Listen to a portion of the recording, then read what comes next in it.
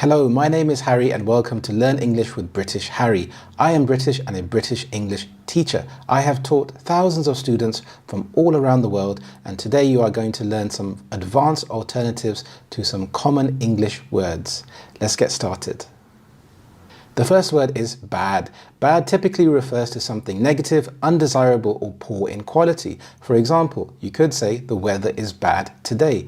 Now, depending on the context, bad can describe moral feelings, for example, a bad person, or unfortunate situations, for example, a bad day, or if you didn't have a good performance in something.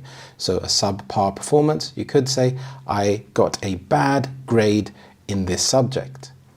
Deplorable, deplorable. The stress is on the second syllable, deplorable. This means shockingly bad or unacceptable. I think there's been a slightly deplorable tendency amongst Bach's biographers to paint. Really is deplorable. And I just think there are better ways to grab headlines. For example, the deplorable conditions of the building made it unsafe for residents. So maybe the building is in very bad condition. Maybe there is black mold, or perhaps the roof is leaking. So the building is in an unacceptable condition. His behavior at the meeting was absolutely deplorable. Maybe he said something that he shouldn't have, or maybe he was acting in an inappropriate way. So his behavior was deplorable. It was unacceptable.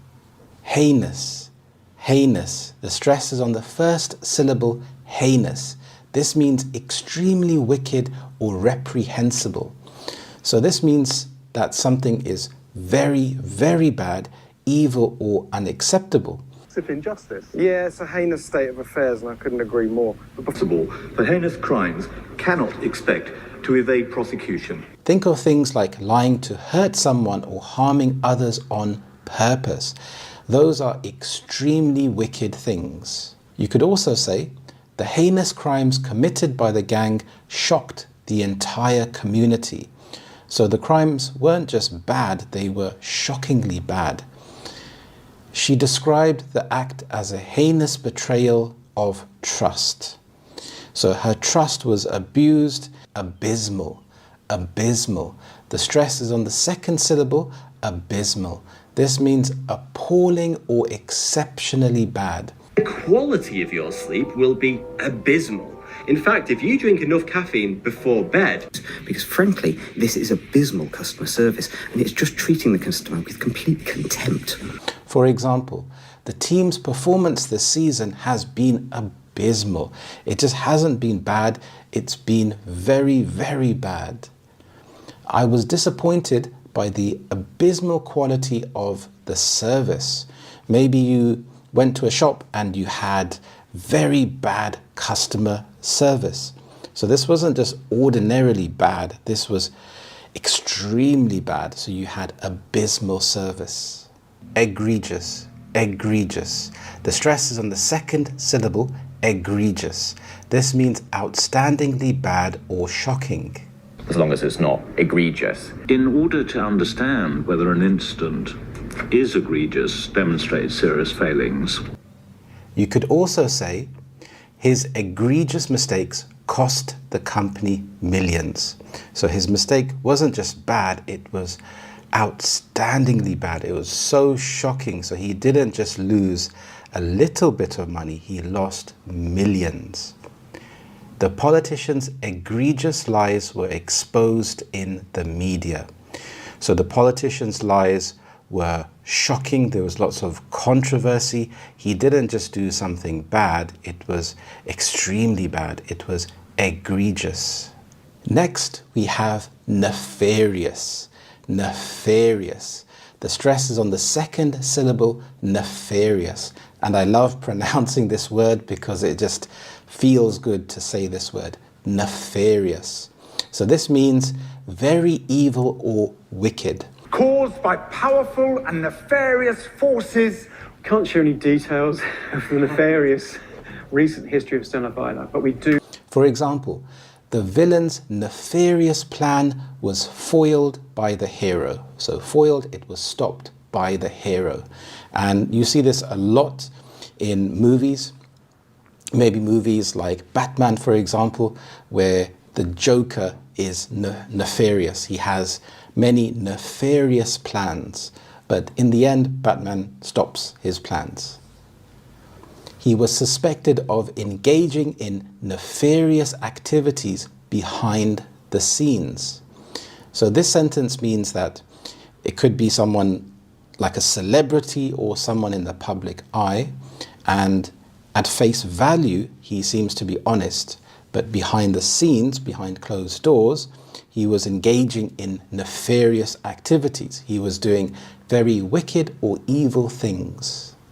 To help with your English learning, I have created a fantastic ebook. It's completely free, and you will find the link to download it in my description.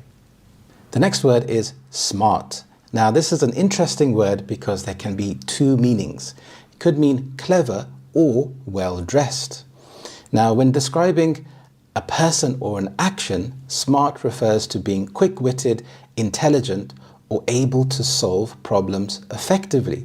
For example, he is smart enough to solve the puzzle quickly. Smart can also refer to someone that is well-dressed or has a neat appearance. So, for example, you look very smart in that suit. In some situations, there could be a dual meaning. So smart can mean both clever and stylish. For example, she's a smart woman, always dressed impeccably and full of great ideas. So she was dressed smartly and she is a smart or clever person. We could use the word astute. Astute. The stress is on the second syllable, astute. This means having a sharp insight or the ability to assess situations well. For example, she made an astute observation about the market trends. His astute decision-making saved the company. So he was smart, he was extremely intelligent to recognize the situation and make good decisions. He was very astute. Erudite. Erudite. The stress is on the first syllable, erudite. This means showing great knowledge or learning.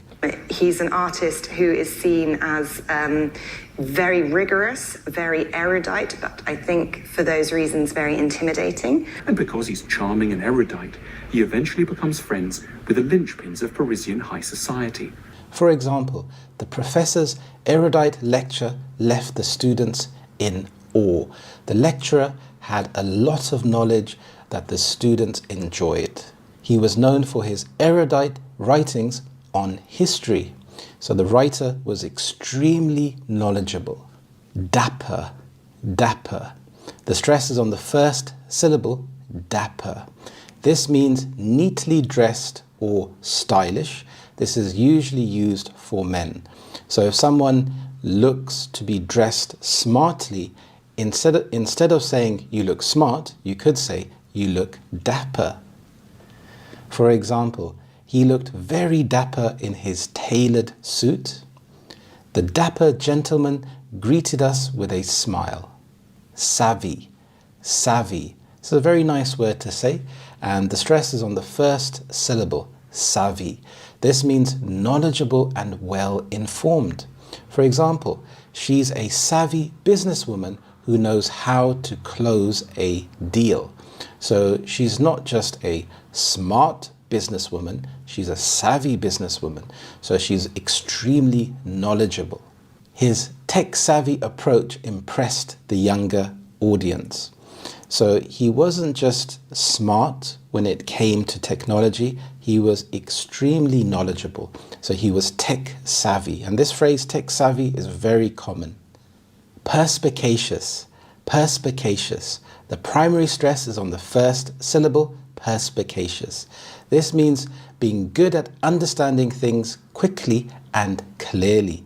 Great people of Chelmsford are perspicacious. And they have always wanted a government that provides burning for Roman civilization, and most of its leaders were perspicacious enough to adapt to changed circumstances. For example, his perspicacious mind quickly identified the issue. The detective's perspicacious nature helped solve the case. So here the detective was very good at understanding things quickly and putting the pieces of the puzzles together to understand the overall picture. Interesting, interesting. So this refers to something that grabs your attention, sparks curiosity, or engages your thoughts. For example, the documentary was interesting and taught me a lot. In terms of the broader usage, it can range from casual fascination, for example, this book is interesting, to deep intrigue. Her story was very interesting. I'd love to know more. It's often used to describe things, people, or experiences that are out of the ordinary or thought-provoking. It could be used as a polite euphemism. A euphemism is a polite or softer way of saying something that might be harsh, unpleasant, or offensive. For example, instead of saying he died, you might say he passed away. Saying let go instead of fired is another euphemism. So when you use a euphemism, it makes difficult or uncomfortable topics sound nicer. For example, you could say that's an interesting choice of color for the walls, when you don't really like the color on the walls, but you still want to be polite. Instead of saying interesting, you could say intriguing, intriguing. The stress is on the second syllable, intriguing. This is to arouse curiosity or fascination. For example, the documentary provided an intriguing glimpse into the past. I found her ideas absolutely intriguing. Captivating, captivating. The stress is on the first syllable, captivating. This means holding your attention completely. For example, the captivating performance left the audience spellbound. So the performance wasn't just interesting, it was so interesting that you couldn't look away, you couldn't think about anything else. It was so interesting, it held your attention. She told a captivating story about her travels. Her story was so interesting, it was captivating. You were all ears and you were waiting to hear what she would say next. Thought-provoking, thought-provoking. Thought-provoking is considered one word, but it's a hyphenated compound word. It's used to describe something that makes you think deeply or seriously about a topic. The hyphen connects thought and provoking to show they work together as one idea. The primary stress is on the second part of the compound word, voke, so provoking. For example, the movie was so thought-provoking that we talked about it for hours. His question was simple but incredibly thought-provoking. The film was both entertaining and thought-provoking. So the film didn't just pass the time and entertain you, it made you think. It was thought-provoking. His speech raised several thought-provoking questions. So his speech wasn't just interesting, it made you think very deeply about something. It was very thought-provoking. Engrossing, engrossing. The stress is on the second syllable, engrossing, and this means absorbing all of your attention. For example, I spent hours reading the engrossing novel.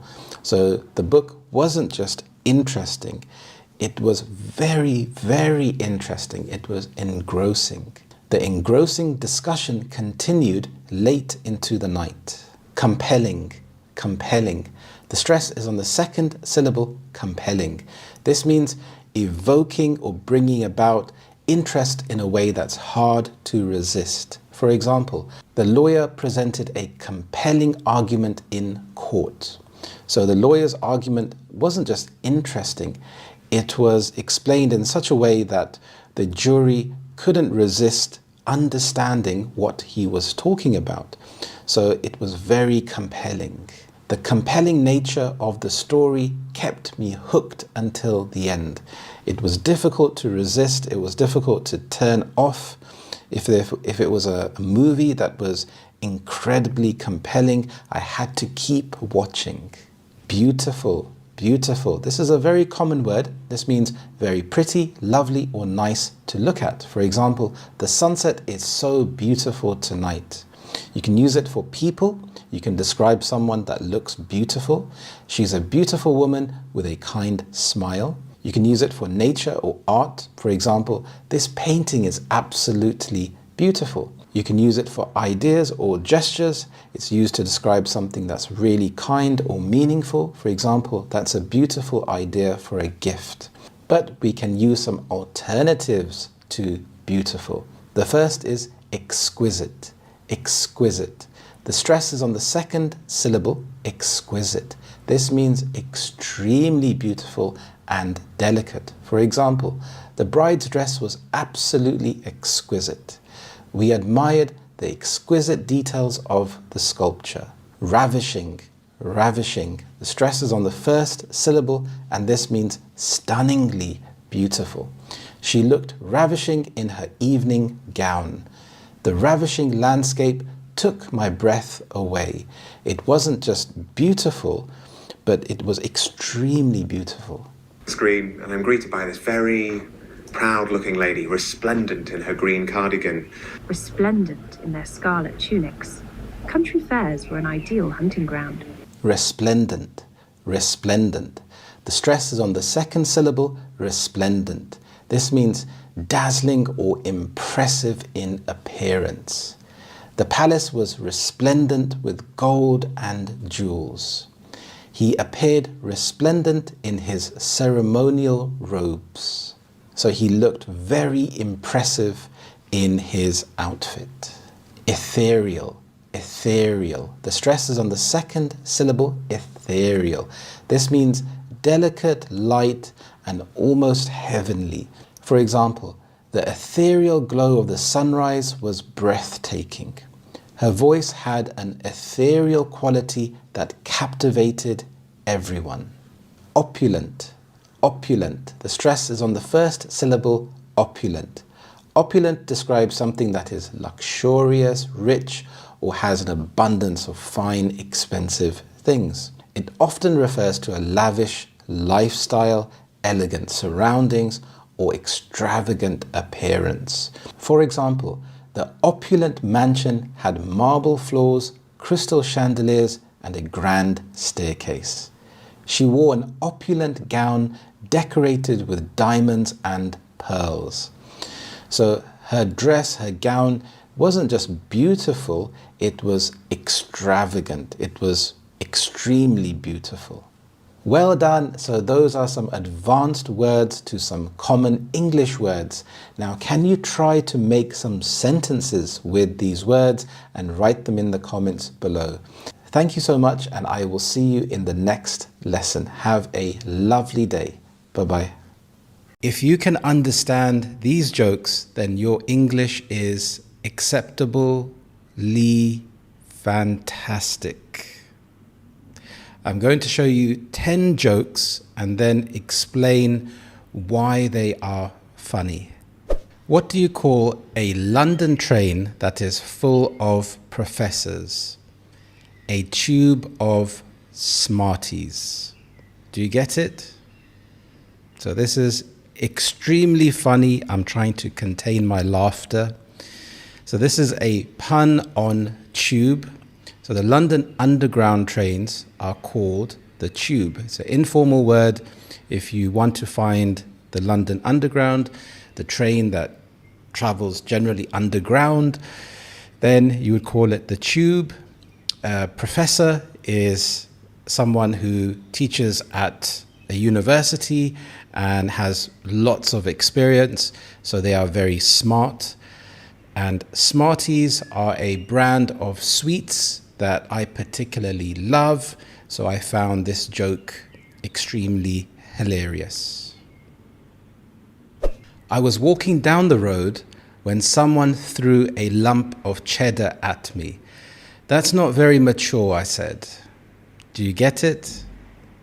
This one is actually really hilarious.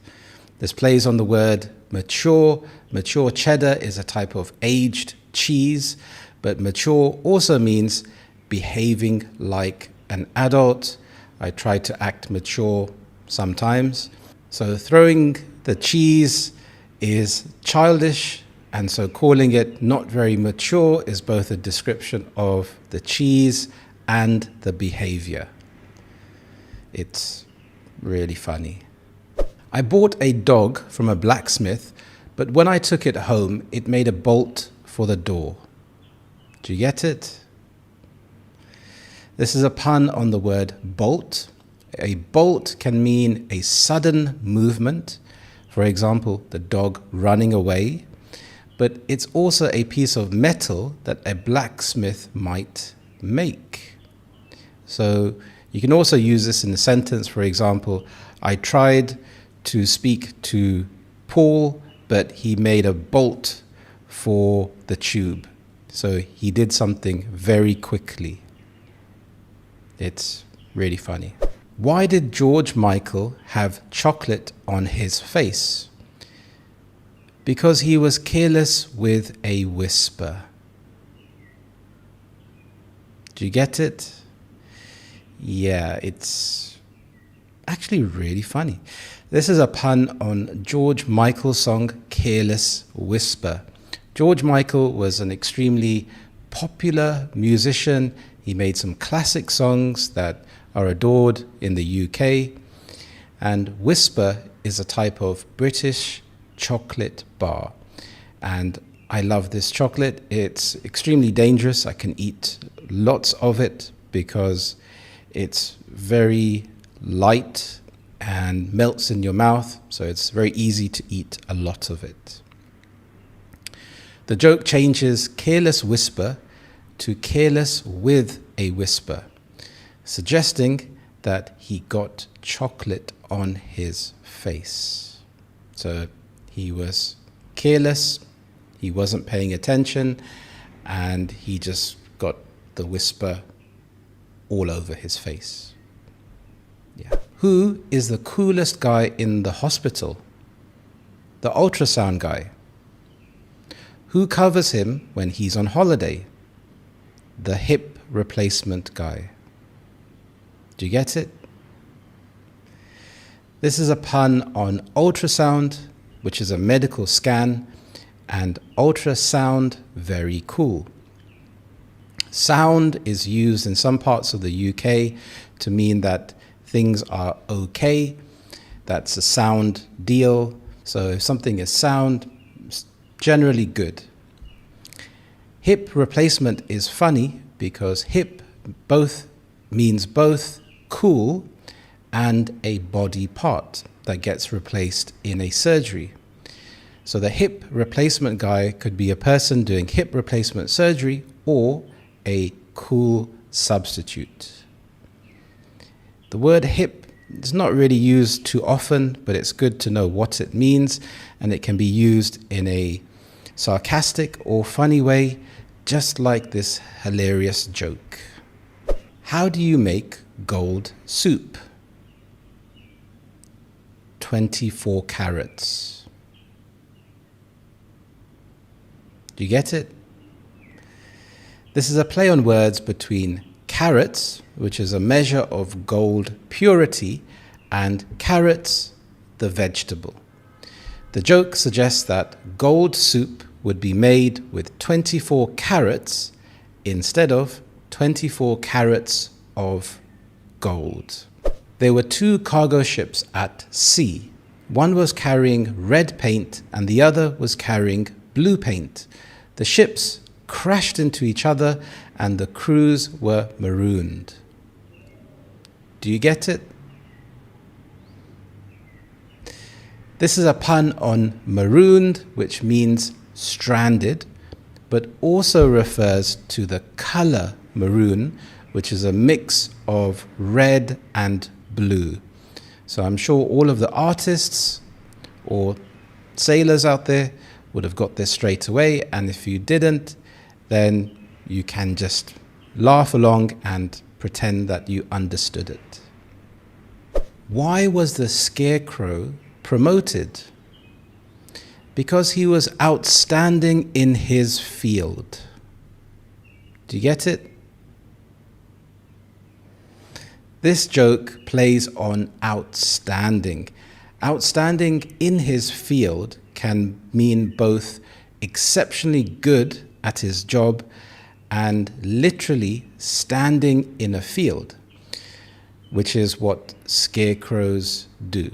So the Scarecrow was promoted because he was outstanding in his field. So it has a double meaning there. It's quite a smart, intelligent joke. And like I said, if you're not sure if this is funny or not, you can just laugh along and pretend that you understand. Want some jokes about chimneys?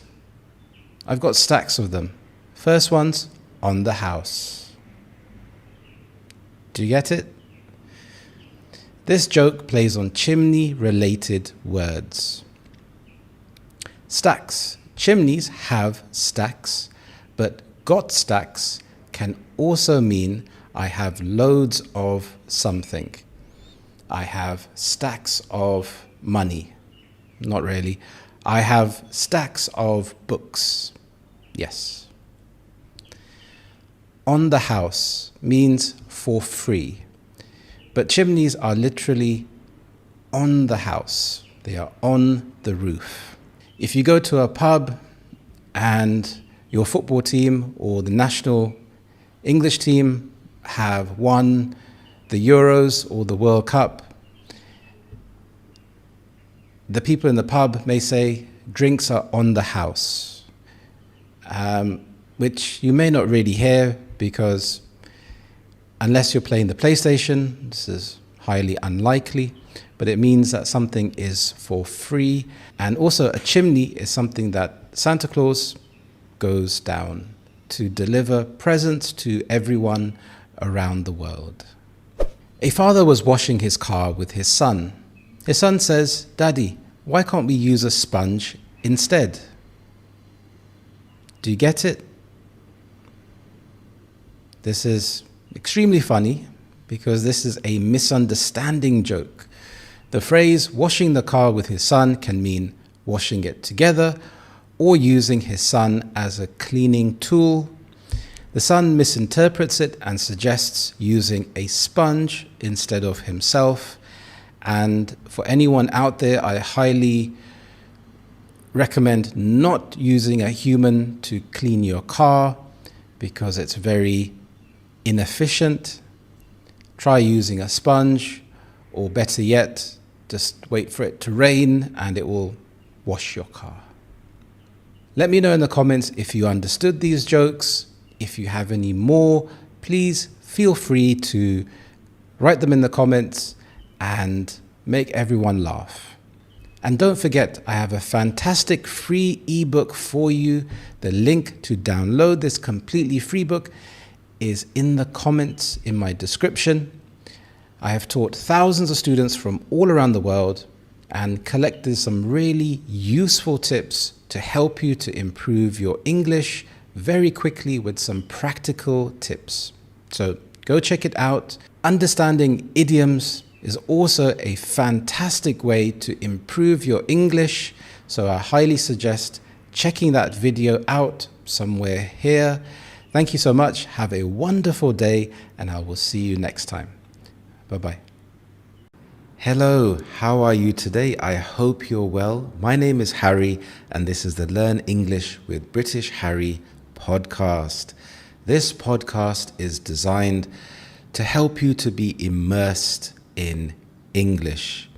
It gives you a way to listen to a native English speaker. I am also a British English teacher. I have taught thousands of students from all around the world, and these podcasts help my students to be immersed in real English. Now, in this podcast, it's a bit of a mixed bag. There is no set topic. So if you are looking for something a bit more structured, I highly suggest that you look at my other videos. But if you are looking for something a bit more relaxed, then this is the episode for you. And I find that speaking off the cuff is a very good way to improve your English speaking skills, especially when it comes to giving presentations, because it's a big fear for many people. Public speaking is a big fear for many people, especially when people are focusing on you and their attention is all on you. I actually quite like public speaking and giving presentations. I think it's because I learned a few tricks that really helped me. Firstly, it's a really good idea to look at people's eyebrows when you are giving a presentation. This way, you are not making direct contact with people, but you're able to look at people. Another tip is to focus on the message that you are giving. So when you're talking, try and focus on how you want the audience to feel about the presentation, rather than focusing on how you are sounding or the words that you are saying. I think that if you focus on the message, then it helps you to feel a lot more relaxed. I have a few bullet points that I wanted to talk about. The first being motivation. In particular, when it comes to learning English, you can have a lot of motivation at the beginning. Maybe it's the new year and you have a New Year's resolution. Maybe you've booked some English classes or bought an English course and you have all of this motivation. But then inevitably life gets in the way and the days just seem to blend into each other and go by so quickly. So your motivation starts to dip. So how do you keep your motivation going? How do you keep your energy levels up high? Well, I think it's important to keep chipping away at it. It's all about baby steps. Listening to this podcast, reading news articles, being surrounded with English.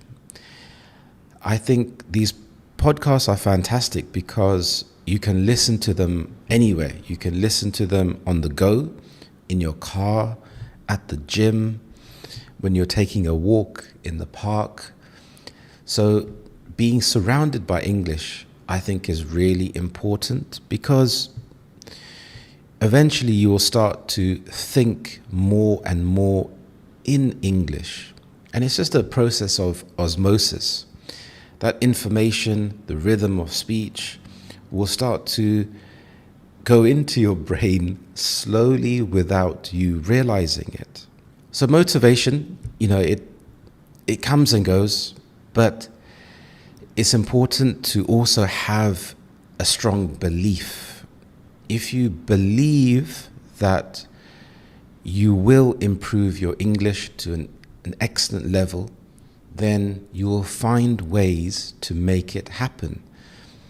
And I think in life, having a strong belief is really, really important because there will be many obstacles in your way.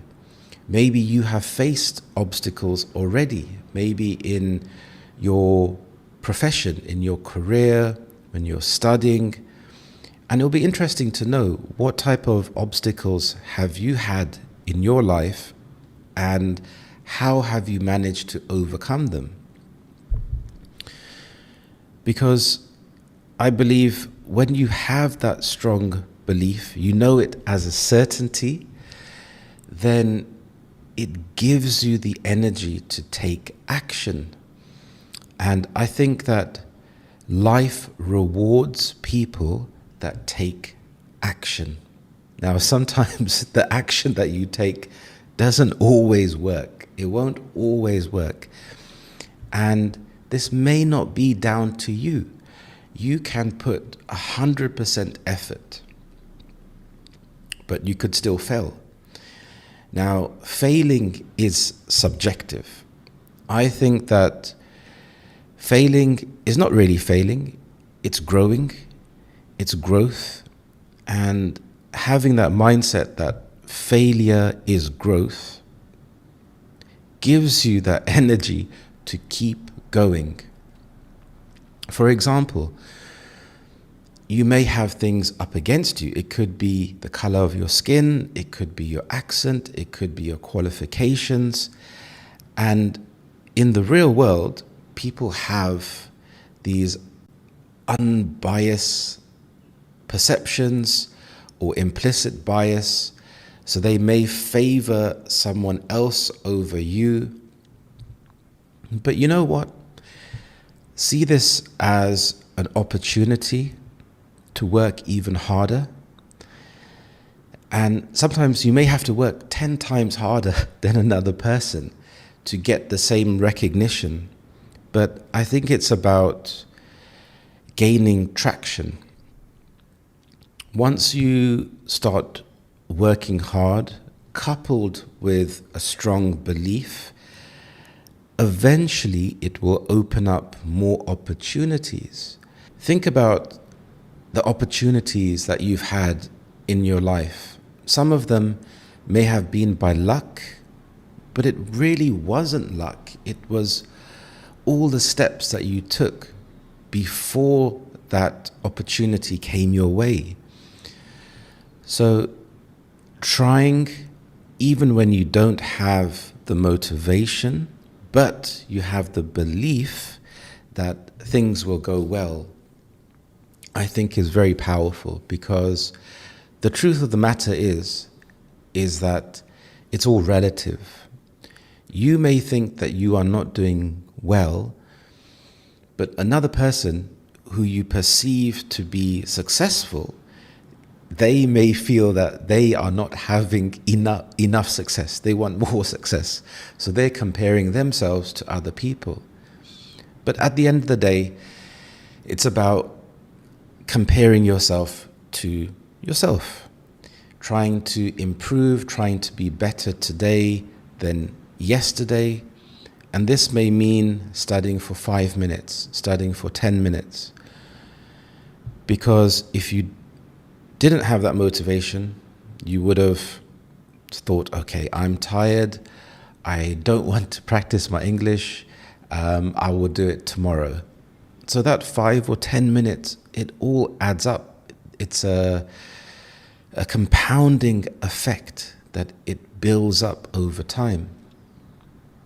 So understanding that, yes, unfortunately, sometimes you may be overlooked for things that are out of your control. There's nothing that you can do about it sometimes. But what you can do is having the belief and taking action, not waiting for things to be perfect in order to take action. I think by taking massive action, and when you are having failures, looking at those failures, seeing them as an opportunity to grow, thinking about, reflecting on, how can I improve the next time?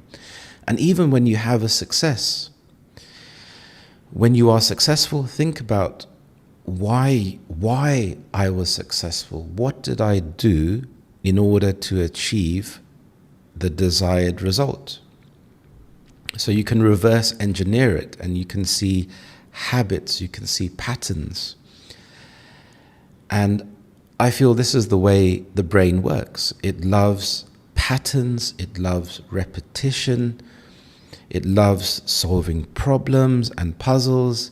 You only have to look at the plethora of mystery TV shows and drama that we have on TV, in movies. So thinking about improving step by step is very important, and being kind to yourself. Like I said, there are certain things that you cannot control, but by having good mental health, which is being kind to yourself, rewarding yourself, and giving yourself praise. If I think about teaching, when I give praise to my students, it improves their confidence. And I can be specific with the praise. Maybe they are improving their grammar or vocabulary or their fluency. So I can pinpoint a certain aspect and say, you're doing a really good job, well done.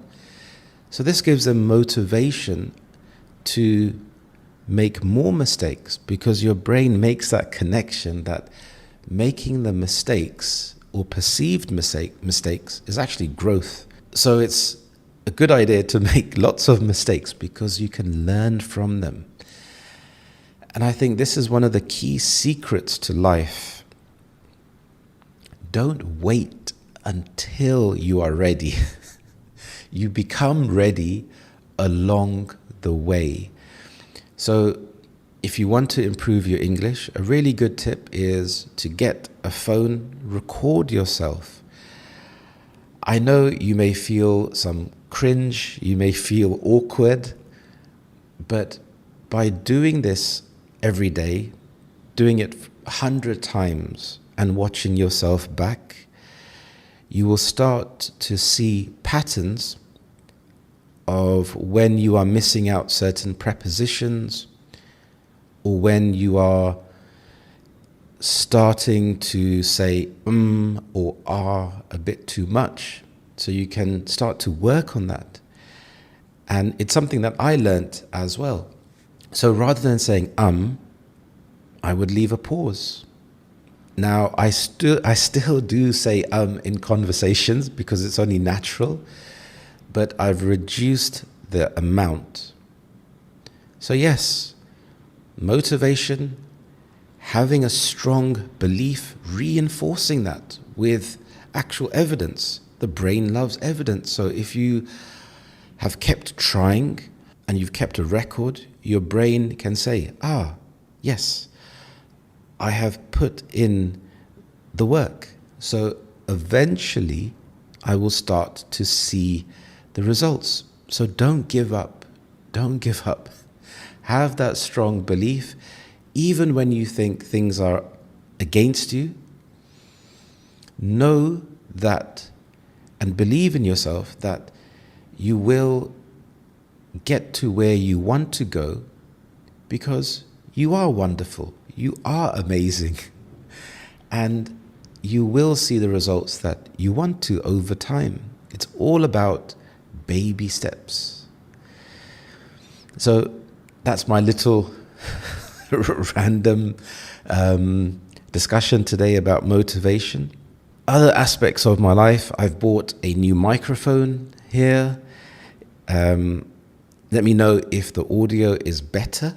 I wanted to invest in the YouTube channel. I was using a small wireless microphone, which is very good. But that one is much better for going out and about. So I invested in this, which is the Rode Pod mic. No, it's not sponsored. I'm not sponsored by them. I looked at the reviews, and over time, I convinced myself that this is the one to get. When it comes to buying something, how do you buy something? I like to research. I love to research. So I watched a lot of YouTube reviews, read a lot of reviews. I made a short list of microphones that I liked. Then I shortlisted them. I had a criteria. I had some requirements, things that were important to me. One of them being USB connection. I saw that they had other connections as well, and you'd have to plug them into an amplifier, and that just became too fiddly. Now, I like technology, so for me that would not be too much of a problem, but I like to have the flexibility of being able to move around, take it with me, just having one cable to plug in. So once I narrowed my priority, once I knew, okay, this is my priority, then it became easier to shortlist the other microphones. And only a few had USB connections. Another important aspect is the price. So I didn't want to spend a lot of money, nor did I want to spend too little money and then have to buy something again in a few years' time. So I wanted something that I could invest in, that is future-proof. Now, I don't think anything is future-proof these days. I think there's a level of planned obsolescence that is built into technology today where they have a certain lifespan. I feel that technology and items bought in the past lasted a lot longer. So a machine that you bought 20 years ago lasted a lot longer than one that you buy today. So with these things in mind, I went for this microphone, which is quite beautiful. I'm really happy with it. When I was watching the YouTube videos, it became almost like an obsession because I didn't want to have buyer's remorse, which is inevitable after you buy something. So I watched a lot of reviews. I watched the unboxing reviews, which are quite nice. Also for things like ASMR, getting the sounds of opening the box, opening the cable, which is quite satisfying. And then looking at people with all of the different settings, which I haven't gone into yet. I like the aspect that it's really plug and play. So watching people with the products, using them, reinforced my belief that this is the correct product for me. Because when you're making a big purchase, it's nice to feel more confident. So this is the wonderful thing about the internet, is being able to watch reviews of things that you want to buy. It's like window shopping, but on another level. You can actually imagine yourself having the product. And even when you have the product and then you watch the review, you can feel good because it reinforces the fact that you made a good decision. So you can feel, okay, even though I spent a lot of money on something, it was worth it. So I think these things are really good. So when it comes to buying things, how do you make a decision? Do you watch YouTube videos? Do you read reviews? Or do you just buy something blindly? And how much research do you do? Because now you can research for months, watching the different reviews. So this is good, but the amount of time you take researching, another product could come out. And so it can be a never-ending cycle of watching reviews, waiting for the product, waiting for the best product. And sometimes you just have to take the plunge. It's like learning English. Sometimes you just have to dive in and take the plunge, try speaking to people, even if you feel self-conscious, trying out a new vocabulary word, even if you think it's in the wrong context. This is how you learn. A really good analogy is learning to swim. You can't learn to swim without getting wet. You can research all you want to, you can strategize, you can think about it, but you can only learn to swim by getting into the water. Now, some people may be more advanced swimmers than you. So you get into the swimming pool, you see other swimmers, you think, wow, they're amazing. I'm never going to get to this point. But you know what? Each day that you get into the swimming pool, you will improve. And over time, you will get better and better. And in the distant future, when you look back, you will think, wow, I've really come a long way. So that journey is your journey alone. Don't compare yourself to another person. Think about your journey. Try to make it fun and interesting, and you will definitely improve. Apart from buying the microphone, I like to keep spending down to the essentials. How do you look at things that you want to buy compared to things that you need to buy? Is there anything on your shopping list that you're looking out for? How do you buy something? Do you look for special deals? I know there are lots of places online, for example, places like Temu, where you can buy a lot of cheap products. And I actually haven't bought anything from there, but I've looked at their website, and I have to say I am actually quite intrigued with some of their products. A lot of the products seem like novelty items that you would use once, but you wouldn't use again. Something like an avocado storage container or toilet mini golf. And it seems like there's something for everyone. You can look through their website for hours and look for things that look really interesting or would be good as a funny gift to give to someone. But then you can go down a rabbit hole and think about, do I really need this? You can end up with so many things. I know back in the day, before the internet, we had channels, shopping channels, where they would show you a product, and the person giving the presentation, they really had to improve their speaking skills and presentation skills, because they'd have to speak for a long time about a product. Now, once you've given all the information and given your opinion, how do you keep the conversation going? So it's quite interesting to watch. Now, some of the products seemed really interesting.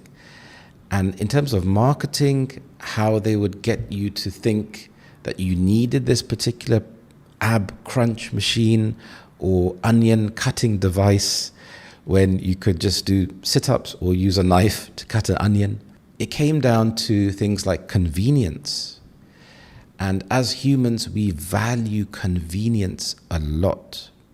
If you can make your life easier in a certain aspect, then sometimes spending that money is worthwhile because you get time back. If something you think is not really worthwhile, but for another person it may be, because they get time back, they save time. If it takes you 2 minutes to cut an onion and you can cut an onion in 10 seconds, so it saves you time, you can make dinner faster. So let me know, what things have you bought that you didn't use, or you thought, this was a waste of money?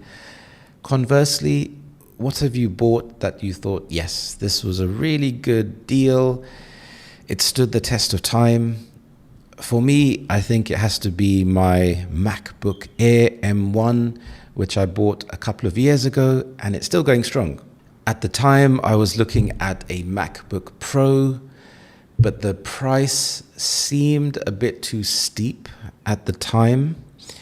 In hindsight, I do wish I had gone for the MacBook Pro, but in my defense, this was the first time I was going for an Apple product, having been a Windows user all my life. But when I looked at the reviews of the new M1 Air, they had really good reviews, and I was convinced, okay, let me try it out first. And for the last couple of years, it's been fantastic. I haven't had any issues. The only problem is is a lack of storage space. So one piece of advice I would give anyone when buying a phone or a laptop is to go for something with the largest amount of storage space, because I've had to buy a few extra hard drives now to plug in, and it gets a bit fiddly transferring files, deleting files. So I would go for something with the largest storage space, so it gives you some leeway. It gives you some space to grow over the years, and then you can get an external hard drive. So yeah, I think that's one of my best purchases. I quite actually love using the MacBook Air. It's so light, portable and fast, and I really haven't had any issues with it. So I'm actually an advocate now for Apple, when before I would stay away from MacBooks. So yeah, I think that's been a very good purchase. Now, if we also think about saving money, for example, do you buy things in bulk? When you buy things in bulk, you buy a large quantity of things. For me, I think it would be baked beans. If I see any specials on baked beans, I would stock up on baked beans, because they have a long storage life. So you can keep them in the cupboard, forget about them.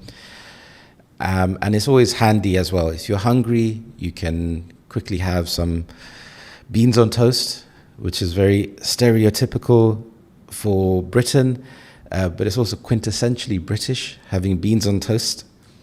And if you want to be fancy, you can have some cheese on top.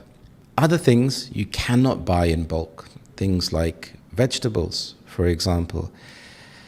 So I feel quite happy when I go to the supermarket and there's an older use-by date in a time for the future.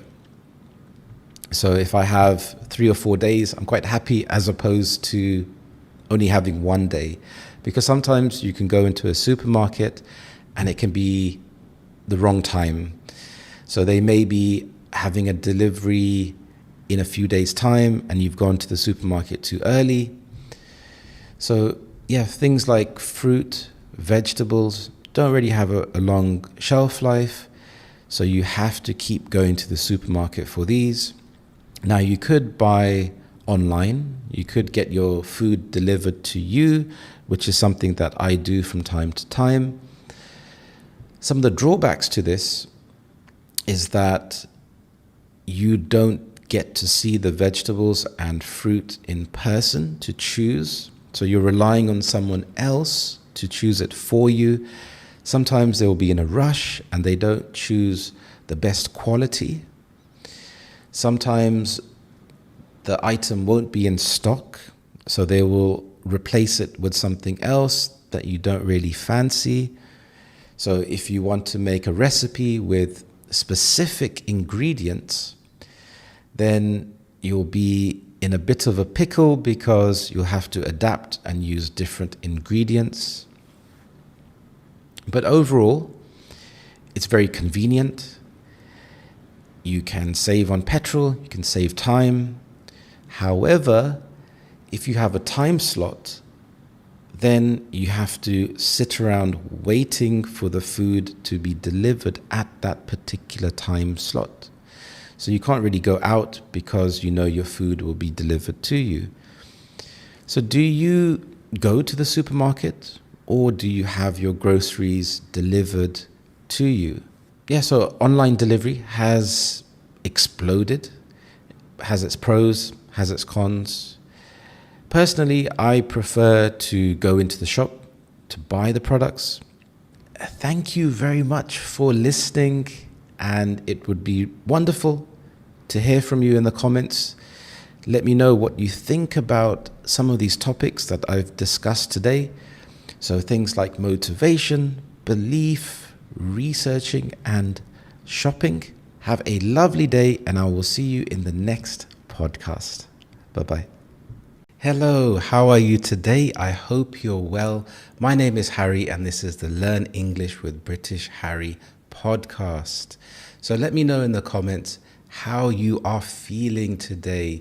It's always good practice to write in the comments. Now, don't worry about your grammar, vocabulary, because this is all good practice.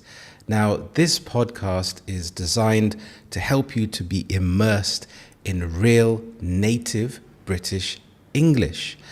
I am British. I was born and raised in London. I'm also a British English teacher. I have taught thousands of students from all around the world for many years.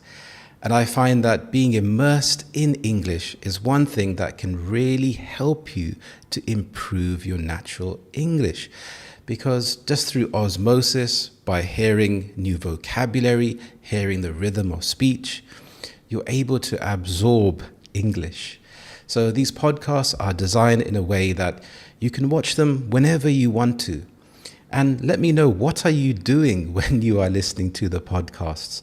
Are you at the gym? Are you going for a walk? Are you walking your dog? Are you cleaning the house? For me, I love to listen to podcasts when I have to clean the house or wash the dishes. I find that it makes the time go by much faster and I can improve myself at the same time. So what has been going on in your life recently? There's no breaking news that I have to share about myself. Apart from that, I cut my hair recently. Now, since lockdown, I've been cutting my own hair. I do venture out to the barbers once in a while, but most of the time I cut my own hair. And at first, this felt like it would be very daunting. I was quite apprehensive, but I had no choice. I had to cut my hair. So I began researching, looking on YouTube, and one of the best investments was buying a 3-way mirror. This thing is fantastic. It's like magic. So you hang it on the back of your bathroom door, you open it out, and you have a mirror facing in front of you and one mirror to either side. One on your left, one on your right. And you can check to make sure that you are cutting your hair correctly. And I also bought a headband. So it goes on the top of your head, goes around your head like this. This way, when you are cutting your hair, I use a normal beard trimmer that has a guard attachment on the top. And so when you are cutting your hair, you make sure you don't go up too high. So when I cut my hair, it's nothing fancy. It's your bog standard haircut that I have for myself. And I find it very easy to manage, very easy to do. It can take me 15 to 20 minutes and I'm done for the week. So it's quite a nice experience to be able to cut your own hair. So this topic actually opens up so many more subtopics. We can talk about grooming. We can talk about male grooming, female grooming. Now, sticking to hair, how often do you go to the barbers? Or if you are a lady, how often do you go to get your hair cut? How is that experience? In the past, I used to go around once a week. And it was a nice experience because sitting there, having your hair cut, it's nice when someone else does something for you. It's similar to cooking. I do enjoy cooking, but sometimes, I don't know why, but for some reason, the food tastes better when someone else cooks the food and you can just eat the food. So sometimes when someone else does something for you, it can make that experience better. So when I cut my hair, I use the standard beard trimmer. It's very quick and easy. And then I would use a pair of scissors to finish off the rest. And for my needs, I think it's fine. I'd also trim my beard at the same time. Again, nothing fancy. If I had this done at the barbershop, it would be an extra expense. So a nice English exercise is to always think about the pros and the cons of anything. And this is a fantastic exercise to improve your English, because you can start to have a conversation with yourself in your head, and you can pick up new vocabulary as well. So if we think about cutting your own hair, what are some of the pros? Well, firstly, you have convenience. I love this word. This word is so powerful. If we think about anything that humans do in their lives, it's about convenience. Why do we have a car instead of using the bus? It's for convenience. Why do we order food or things online? It's for convenience. So when you cut your own hair at home, it's so convenient. You don't have to make an appointment. You don't have to queue. You don't have to give up your time. So if I went to the barbershop, I'd have to drive or walk there, wait. Depending on how busy it is, it determines how long I have to wait, and then having to travel back home. So sometimes it can take up to an hour or more.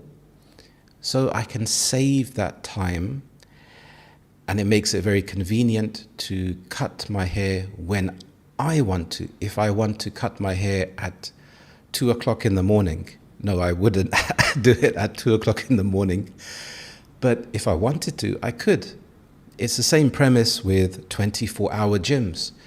You can go to the gym whenever you want to, and having that freedom is very, very attractive.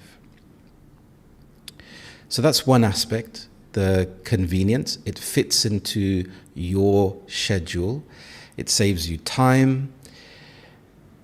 Now, some other example sentences you can use with convenience is, this shop is very convenient because it's close to my house. So maybe you have a shop or a supermarket and it's close to your house, and it could make living where you live better and more convenient, because maybe you live close to the tube or train or transport system. So these things can improve your quality of life. Ordering food online is convenient when you are busy. If you're working very hard or working long hours, being able to order food, and this could be groceries or it could be takeaway food, so it can be very convenient. You could also say, is tomorrow a convenient time for you to meet? Maybe you are in a business setting and you want to arrange a meeting. Rather than saying, can we meet tomorrow, saying, is tomorrow a convenient time? It's a more polite way to see if the other person is available. Now, cutting your own hair is also cheaper. You can save so much money. How much do you pay for a haircut or when you go to the hairdresser? Now, also, what is the difference between a barber and a hairdresser? Because men can also go to the hairdresser. In my experience, I found that a barber shop, they have more experience and expertise in cutting men's hair. If you want something a bit fancier, maybe something where scissors are needed more often to add more texture or layers, then you can go to a hairdresser. So the prices in London have increased. I think if you go into central London, It's not unheard of to pay upwards of £20. The further out you go, the cheaper it can become. And sometimes you can find a haircut for about £10, but that will be your standard haircut. If you want to add something else to it, for example, a skin fade, or if scissors are used, then that can increase the price to about £15. So if you are going once a week, this cost can add up, especially over the course of a year or 5 years and 10 years, and you think about how much money you are actually spending. So the price can increase. And also, if you get your beard cut, that can add to the price. And often when you are there at the barbershop, they can upsell you on certain things. Maybe you're there and you're relaxed and the barber says to you, do you fancy having a steam mask or also having your hair washed? And you say, okay, why not? Go on then, as I'm already here. So that can increase the cost. And over the course of time, you can see that it can be a substantial amount. So you can save a lot of money. It's very convenient. Now, what are some of the pros of going to a hairdresser?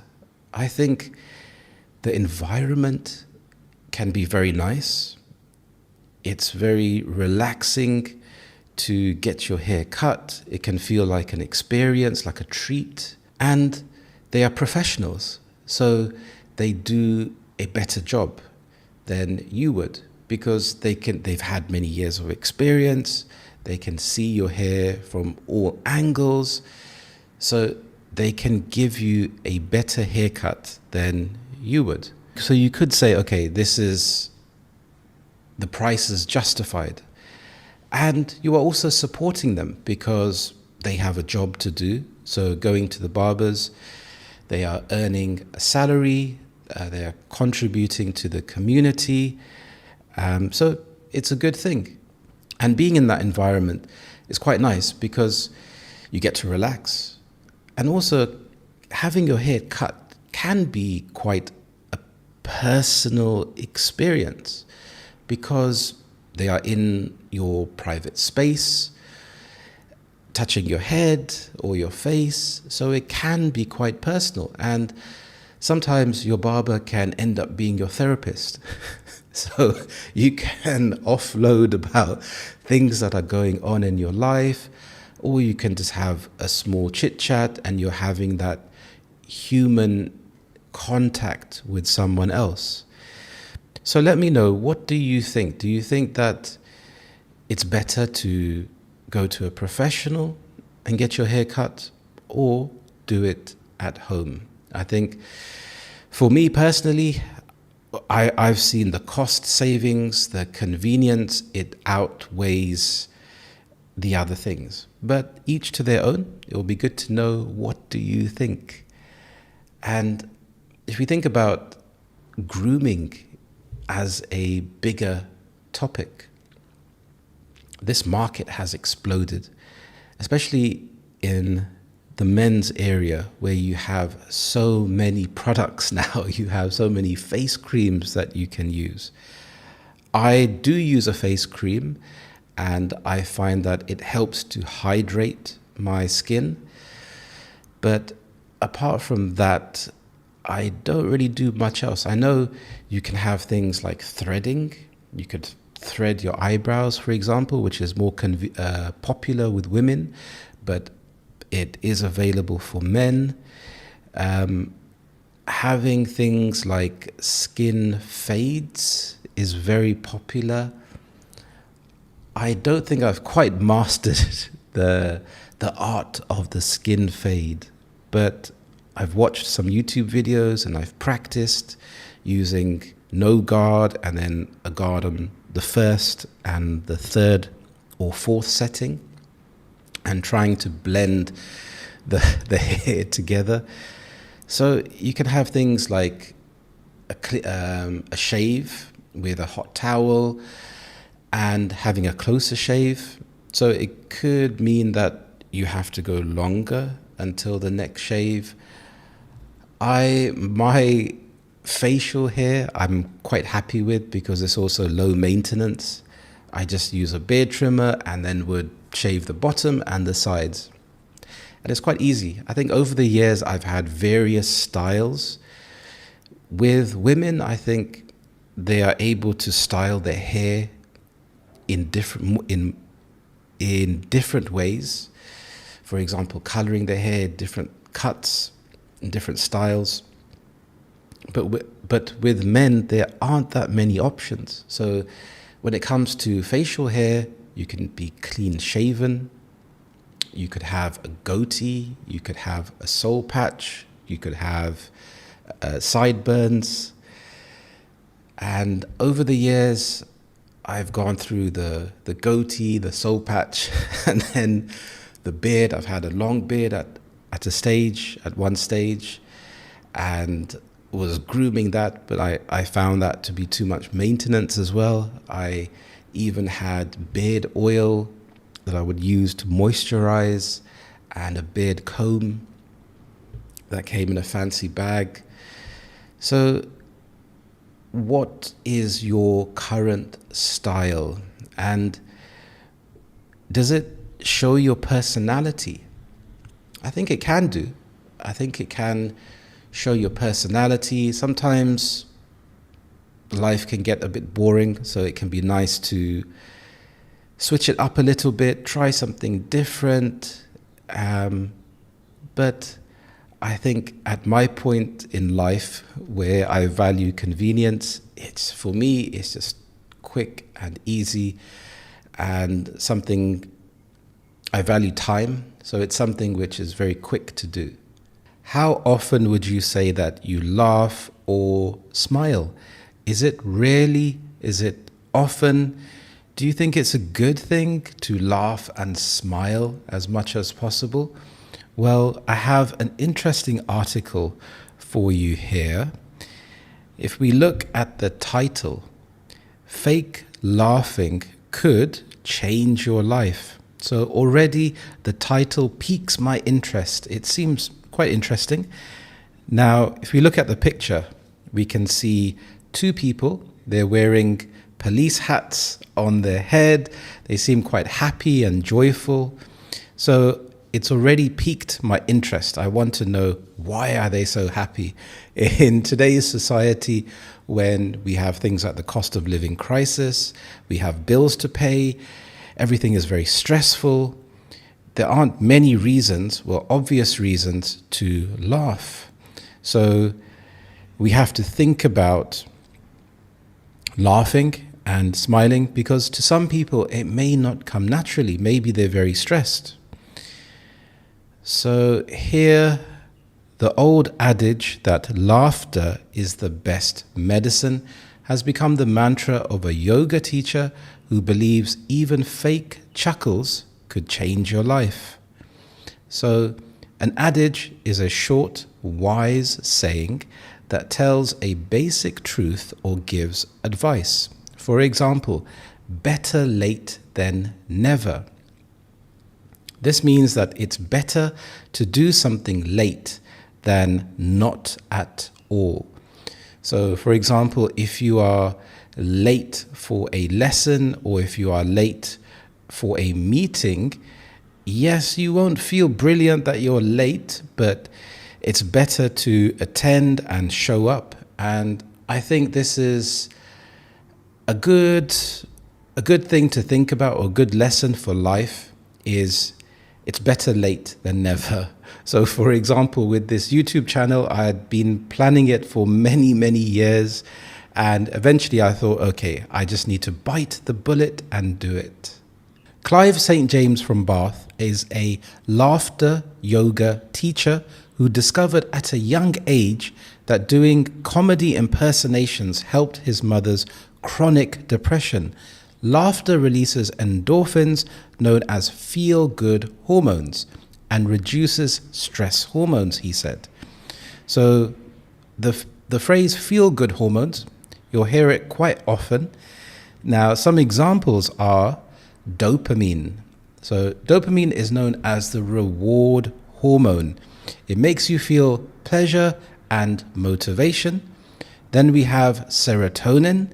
This helps with happiness and well-being. It also improves sleep and mood. Oxytocin, also called the love hormone, it helps with bonding and trust, especially in relationships. So these feel-good hormones, I think they are something which drive us as human beings.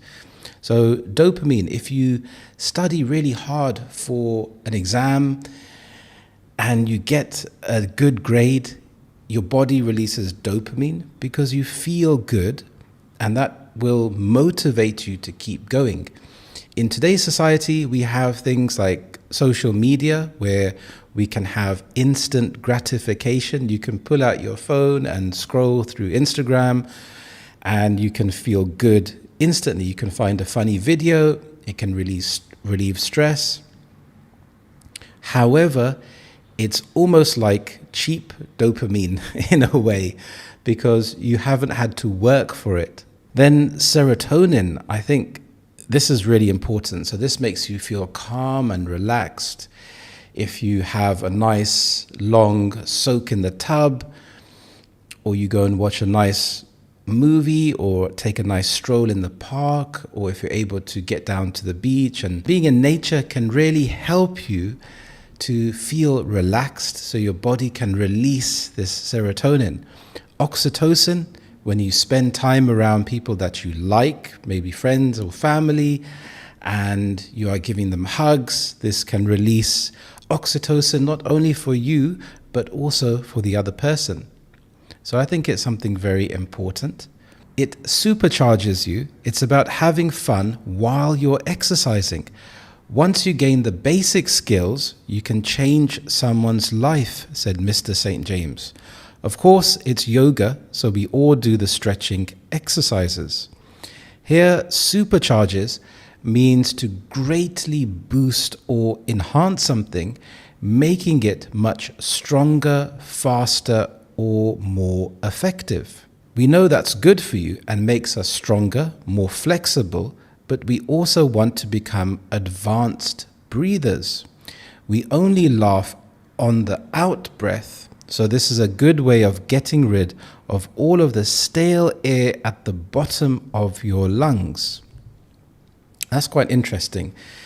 So by laughing, he suggests that you are getting fresh oxygen into your body, you're getting rid of stale or old air, and this can only benefit you. It can make you feel better. Feel-good hormones. Though laughing therapy has been used for decades, laughing yoga was started by Dr. Madan Kataria, a doctor in Mumbai, India in 1995. After a number of trials, he discovered that our brains are unable to tell the difference between fake or real laughs. It's quite interesting. I think most people would notice the difference. It's the same thing between a fake smile and a genuine smile. But maybe if you are consumed with laughter, it could come across as being genuine. The brain doesn't know the difference between laughing for real or pretend laughing, said Mr. St. James. If someone tells you a joke, you have to decide if it's funny or if you've heard it before or if it's going to upset you. But if you laugh for no reason, you still get your daily dose of those lovely endorphins, he added. So I think he has a good idea here. The premise is good. To laugh more, I think you need to pick your moment though. You wouldn't want to go into a supermarket and just start laughing hysterically. I think people may think you're a bit strange, so I think you need to pick and choose where you try this. But here we can see the group. They seem to be loving it. They seem to be really enjoying the laughter therapy.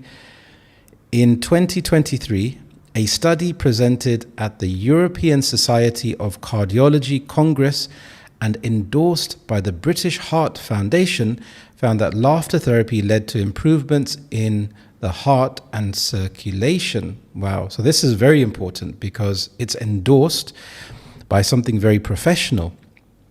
So this isn't just something that someone has just said. It's been backed up by real evidence. There are now more than 5,000 laughter clubs worldwide. According to the BHF, some doctors in Bristol offer laughing yoga to help improve their patients' well-being. Wow, I did not think that there would be that many laughter clubs around the world, but that's a large number. So I think it's excellent. I think the more that people can start laughing and learning to laugh, it can only help them, and it can only help everyone, because sometimes you feel like you have to wait for a reason to laugh, and it must be quite powerful to be able to create these endorphins and laugh whenever you want to and feel good and really enjoy life. So that's amazing.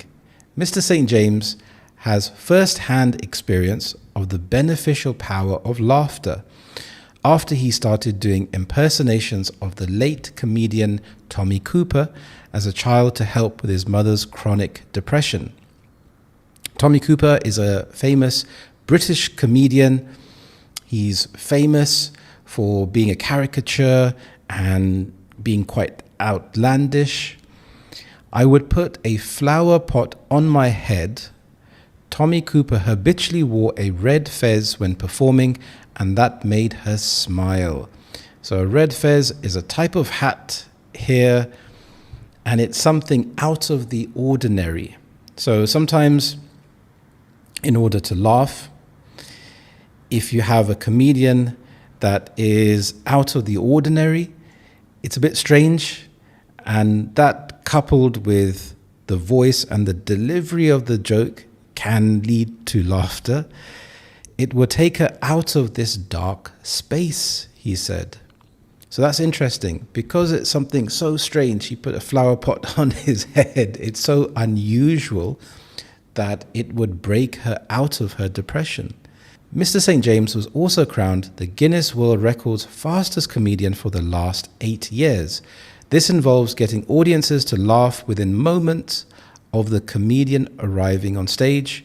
He now runs regular laughter yoga workshops with his wife, Jackie. So let me know, what did you think about this article? Did you find it interesting? Let me know if you feel going to one of these workshops would help you. Do you think it's a good thing that this is available for people? I personally think it is. I think it can only benefit people because in the world today we have so much stress. So being able to laugh, whether it's genuine or fake, I think can only help and benefit your body. Thank you so much for watching. Have a lovely day, and I will see you in the next video. Bye-bye. Hello and welcome to Learn English with British Harry. Today we're going to look at some pronunciation. Now, one of the most difficult parts of learning English is that the words sound different to how they are pronounced. So today we're going to look at 10 words that you might be pronouncing incorrectly. The first word is an adjective. Now, how would you pronounce this word? It is mischievous. There are 3 syllables. Mischievous. Here, a common mistake is to pronounce the E sound, as in mischievous, but no, it's mischievous. Now, mischievous means behaving badly or not following rules, but often in a playful or harmless way. It can describe children, pets, or even behavior in adults. So, for example, the mischievous boy hid his sister's shoes. She gave him a mischievous smile before playing a prank. Now let's hear how some native speakers pronounce this word. I think it's important to be mischievous. brown robes, and here, particularly Mischievous Santa is wearing a red hood and a green coat. The second word is a noun. How would you pronounce this word? It is router. There are two syllables, router. The American English pronunciation is router, but in British English it is router, and this is a device that connects you to the internet. Next up, we have a plural noun. How would you pronounce this word? If you said clothes, you got it correct. A common mistake is to say clothes. However, we combine the sound at the end to say clothes. There is only one syllable, not two, so clothes and not clothes. Next up is a very common one. How would you pronounce this word? It is Wednesday, not Wednesday, as some people may pronounce it. And I know, yes, English can be quite annoying at some times, because if you look at how the word is spelt, and if you have never heard the correct pronunciation before, you may be confused. So here we have Wednesday. There are two syllables here. Next up is one of my favorite words. How would you pronounce this word? If you said chocolate, then you got it correct. There are two syllables, and you don't say chocolate. Yes, I know it can be quite annoying, but chocolate is the best pronunciation to use. And out of curiosity, what is your favorite chocolate? I have a multitude of favorite chocolates. One of my favorites would be a Milky Bar, which is white chocolate. I'm also quite partial to some Lindt, and I like the 70% dark chocolate. Anything more than that, and it tastes a bit too bitter for me. I have taught thousands of students from all around the world, and from this experience I have created a free ebook for you. You will find the completely free link in my description below. This ebook contains 5 fantastic tips to help you to improve your English in a practical way. So have a look at that. Let's have a look at the next word. How would you pronounce this noun? It is leisure. So we have two syllables here, leisure. In American English, people may pronounce this as leisure, but in British English, it is leisure. This means free time to relax. For example, in my leisure time, I like to read books, or in my leisure time, I like to watch Learn English with British Harry. So let me know, what do you like to do with your leisure time? Next up is a very common adjective. How would you pronounce this very common word? This is comfortable. There are 3 syllables, comfortable, rather than pronouncing it as comfortable. So this is one to really pay attention to, and it's just through exposure. The more that you hear this word and you practice it, try making some example sentences for yourself. Think about what is comfortable for yourself. Maybe you sit in a chair and it feels very comfortable. To a restaurant, for example, and the waiter asks you where you want to sit, you could say, I would like a comfortable chair. Another one of my favorite words. How would you pronounce this noun? It is biscuit and not biscuit. So we have 2 syllables here, biscuit. And again, what biscuits do you like to eat? I am quite partial to a rich tea biscuit, or a malted biscuit, or a Jaffa cake. Now, a Jaffa cake, that's up for debate. There's a lot of controversy there, if it's actually a biscuit or a cake or a bit of both. Another very common word, how would you pronounce this noun? It is vegetable. We have 3 syllables, vegetable, and it's not vegetable, which is very common. So again, it's vegetable. And to practice this word, When you are cooking vegetables, say the word out aloud. Say, I am cooking these delicious vegetables. I really like broccoli. When I was younger, I used to hate broccoli, but broccoli and chicken and rice is quite a delicious, healthy meal. The last word here can be a noun or a verb depending on the context. How would you pronounce this word? This is schedule. There are 2 syllables, schedule. In American English, people would say schedule, but in British English, it is schedule. As a noun, it is used as a plan for when things happen. As a verb, it's used to arrange a time for something. For example, my schedule is very busy this week. We need to schedule a meeting for this Friday. How did you get on? Let me know in the comments below. Are there any other tricky words that you have difficulty in pronouncing? Please let me know. So I hope you have a lovely day and I will see you in the next lesson. Thank you and bye-bye. Hello, welcome to the Learn English with British Harry podcast. How are you today? I hope you're well. Now, when I ask how are you, please let me know in the comments below how you are really feeling today. I feel that sometimes when people ask this question, it's just to move on to the next topic so they can talk about what they want to talk about.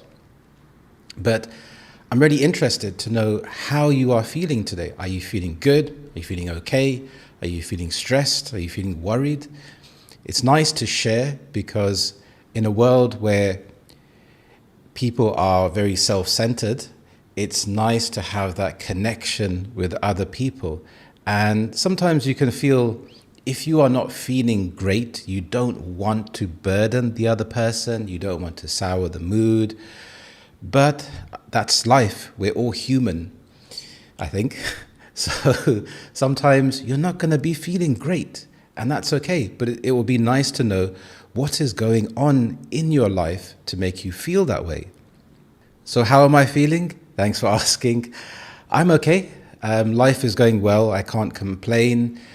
I feel healthy, so that's always a good thing. And I'm really enjoying doing these podcasts, as well as making the other focused videos.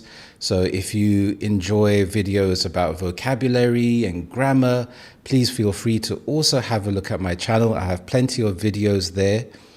And this podcast is a British English podcast, and it's designed to help you to be immersed in English, to be surrounded with British English.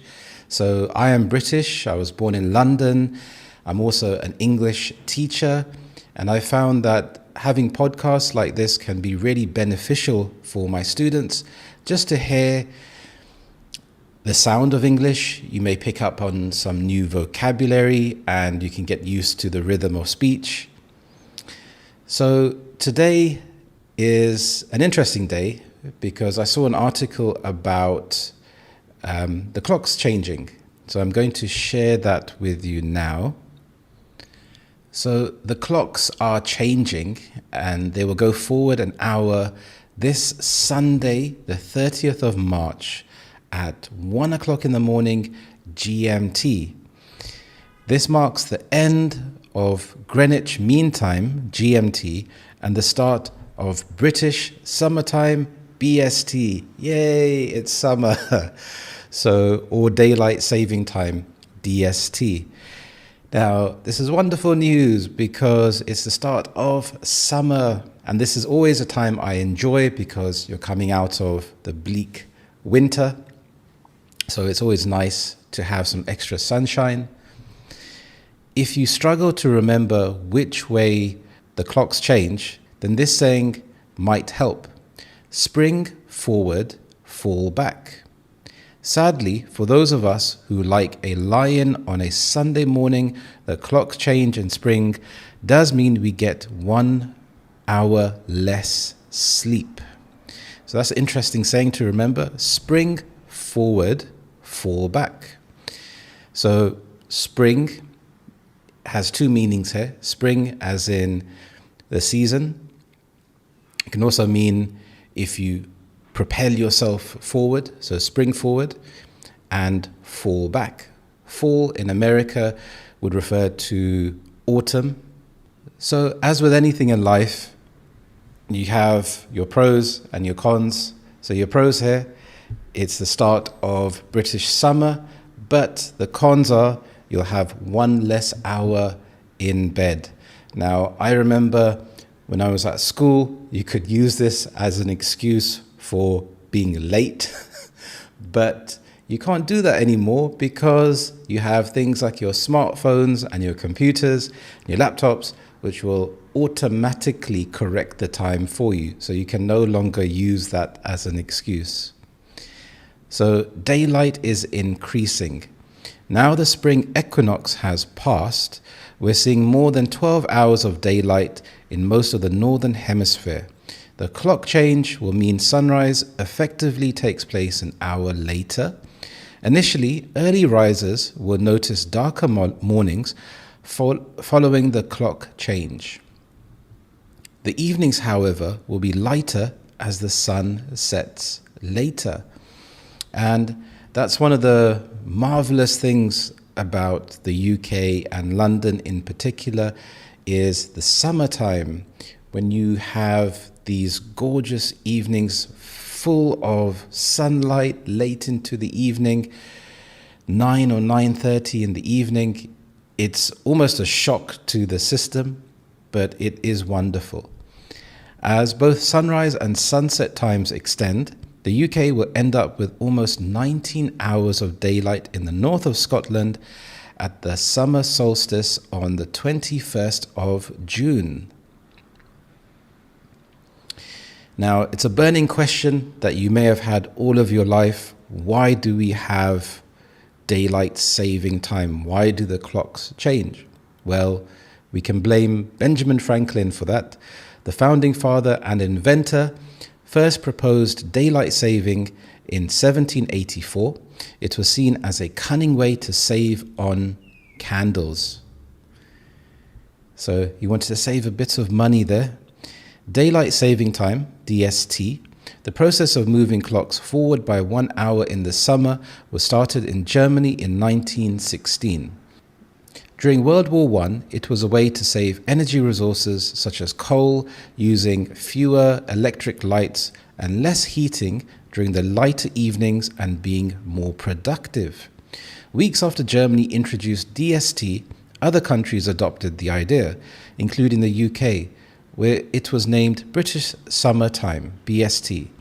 During World War II, the UK introduced British Double Summer Time when clocks were advanced 2 hours. This meant that during winter, while clocks went back an hour, they were still 1 hour ahead of GMT to increase productivity during daylight. So we could see a common word there, productive and productivity. So it's almost like the government had an agenda. We want you to be more productive, and if we give you more daylight, then you can be more productive and you can make more money for the economy. Do other countries have daylight saving time? It's quite interesting. Let's see. In the UK, as in most of Europe, the clock moves forward on the last weekend of March and back an hour on the last weekend of October, but not every country observes the same dates. In the US, clocks moved forward on the 9th of March and will fall back again on the 3rd of November 2025, a week after the UK. Arizona and Hawaii are the only two states that don't observe DST. For countries on the equator, where daylight saving hours stay roughly the same throughout the year, daylight saving offers no real benefit. And in Australia, as winter moves closer, clocks will go back on the 6th of April. All but one location shifts clocks by 1 full hour. Lord Howe Island off the east coast adjusts its time by just 30 minutes, putting it in the same time zone as New South Wales during summer. So let's have a look at the arguments for and against daylight saving time. One of the biggest arguments for British summertime is that road traffic accidents decrease substantially in the lighter evenings during summer. I can see a good case for this because when you have more daylight, obviously visibility is better, it's easier to see, so you'll have less road accidents. I feel driving at night is more difficult because it's harder to see. It's harder to see speed bumps, potholes. It's harder to anticipate when the other car is going to turn out in front of you, watching out for pedestrians. So overall, I personally, especially as I get older, I do not like driving at night. So when you have more daylight, you have more visibility, it's easier to see, it's less stressful. So I can see that as a very good reason. Back in 1968, there was a 3-year experiment to keep British summertime in place throughout the year. On average, there was a huge reduction in road casualties, but this has since been attributed to new drink driving legislation in 1967. So that's interesting. So it could have been a coincidence, but more likely it was because less people were drinking heavily and driving. So their coordination isn't impaired, their judgment isn't impaired, so they would be better at driving. In northern Scotland, however, there was a net increase in the number of people killed or seriously injured on the roads. During the darkest days of December, sunrise would not take place until 10 a.m. in some places. Wow, that would feel like torture to not see daylight until 10 a.m. Proposals to keep the United Kingdom on BST during the winter have been resisted by the Scottish government. There are currently no plans to change daylight saving in the UK. Some argue that changing the clocks twice a year is like giving the whole population a minor jet lag, with losing an hour of sleep in spring having an effect on our mental state, especially the day after. That's quite interesting. I think because I'm so used to the clocks changing, it doesn't affect me as much. But when I was younger, I did have that feeling of jet lag. So that can be quite annoying. Oops, let's get this straight here. At least remembering to put your clocks forward has become easier since the advent of smartphones, which updates the time automatically. So that is very helpful because I remember when I was younger and before the advent of smartphones, we would have to remember to change the clocks. So that could lead to a lot of stress, especially if you have to get to school, you have to get to work. So adjusting the clocks is something that you had to remember. You would see it on the news a lot, reminding people to change the clocks. But today it's not such a big issue. I think if you are doing business with different countries, then yes, it could affect you. So if you have to juggle different time zones around the world, then you would be more cognizant of the fact that you have to be aware of the exact time. But using smartphones, again, makes it very easy to adapt to. So let me know, what do you think about the clock change? Are you affected by the clock change, and in what way? Do you think there's still a need to have the clocks being changed? It's interesting. It's something which I've just become so accustomed to that I find it quite normal. It is slightly annoying, however. This is an interesting story as well because it marks a significant point in the year where it's the end of March, where winter is officially over and we are going into spring and looking forward to summer. Now, at this time as well, we have something called April Fools. So we have April Fool's Day. When I was younger, this was quite a fun day, but as I've gotten older, it's something which is practiced less, but I am still aware of it. So April Fool's Day is celebrated on the 1st of April in many countries around the world.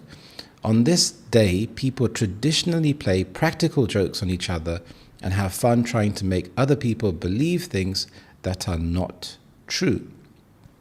So this is a great day for people that love pranks, that love practical jokes. April Fool's traditions. In the UK, jokes and tricks can be played up until noon on the 1st of April, so 12 p.m. After midday, it's considered bad luck to play a trick. Anyone who forgets this and tries a joke in the afternoon becomes an April Fool themselves. So what kind of jokes do people play? Well, a simple example would be telling your friend that their shoelaces are undone. Then when they bend down to do them up, you shout, "April Fool," and they realize their shoelaces are fine. So this is a bit of a harmful practical joke. And in a way, it's quite nice because it can break people out of their monotony. They can laugh at themselves. I think being able to laugh at yourself is very important. When you take yourself and life too seriously, it can lead to a lot of stress. So it can relieve some stress. You can laugh at the situation, even though they have the word fool, which is quite derogatory. But you know it's not personal. It's not an offensive attack on you. It's just trying to make you laugh. I personally wouldn't want to be on the end of the practical joke, though. So maybe it's not your kind of humor, but watch out, there's always someone who will find it hilarious. In Ireland, a popular prank is to send someone on a fool's errand. The victim is sent to deliver a letter supposedly asking for help. When the person receives the letter, they open it, read it, and tell the poor messenger that they will have to take the letter to another person. This continues, and the victim ends up taking the message to several different people until someone feels sorry for them and shows them what the letter says. Send the fool to someone else. In France, Belgium, and the Netherlands, Italy, and French-speaking areas of Canada and Switzerland, the first April tradition is known as the April fish. Sounds quite interesting. A common joke is to try to stick a paper fish onto a victim's back without being noticed. So that's quite interesting. This is the first I've heard about the April fish. So if you are from these countries, let me know. Do you use the April fish? April Fool's Day in the media. Some newspapers, TV channels, and well-known companies publish false news stories to fool people on the 1st of April. One of the earliest examples of this was in 1957, when a program on the BBC, the UK's national TV channel, broadcast a report on how spaghetti grew on trees. The film showed a family in Switzerland collecting spaghetti from trees, and many people were fooled into believing it. As in the 1950s, British people didn't eat much pasta and didn't know how it was made. So you can see this picture here. So these people are collecting the spaghetti being grown from trees. In today's day and age, this would be a fake picture, maybe created by AI, and you'd be able to fact check it. But in 1950, I can see how people would have trusted the BBC and believed this existed. It is quite funny if you think about it. So spaghetti growing on trees. Most British people wouldn't fall for the spaghetti trick today, but in 2008, BBC managed to fool their audience again with the Miracles of Evolution trailer, which appeared to show some special penguins that had regained the ability to fly. Two major newspapers, the Daily Telegraph and the Daily Mirror, published the important story on their front pages. So again, people were fooled with the flying penguins. I can see how some people may have believed this, coupled with the fact that, okay, it's the BBC and people trust the BBC, and also it's a story which may not be too far-fetched. So maybe there were penguins and they had bigger wings so they could fly. On April Fool's Day 1998, the American hamburger chain Burger King announced that it had created a left-handed hamburger. The advert for the new product explained that all the ingredients had been rotated 180 degrees so that it was more comfortable for left-handed people to pick up and eat. The following day, Burger King admitted that this advertisement had been a hoax, but said that thousands of customers had gone to restaurants across the USA asking for a left-handed burger. Wow. I guess if you were feeling really hungry, you could have a left-handed burger and a right-handed burger. I think that would be good for a cheat day. April Fool's Day controversy. April Fool's Day fans say it encourages fun and laughter, and one study found that it reduces stress and therefore could be good for your heart. Other people point out that it can have negative consequences like confusion, worry, or wasting time and resources. That's also a very good point. So on one hand, yes, it's very fun, it can reduce stress, but on the other hand, it can lead to a lot of stress as well. It can lead to confusion and you can waste time. So if you wanted a left-handed burger from Burger King and you drove all the way to Burger King, you wasted petrol and you wasted your time. For example, a spokesperson for Dublin Zoo said staff had lost their sense of humour after they received more than 100,000 calls asking for invented names such as Mr. Sea Lions, Anaconda, and Giraffe. The callers were victims of a phone hoax who contacted the zoo after receiving a text message encouraging them to make the call. I can imagine something like this happening on The Simpsons.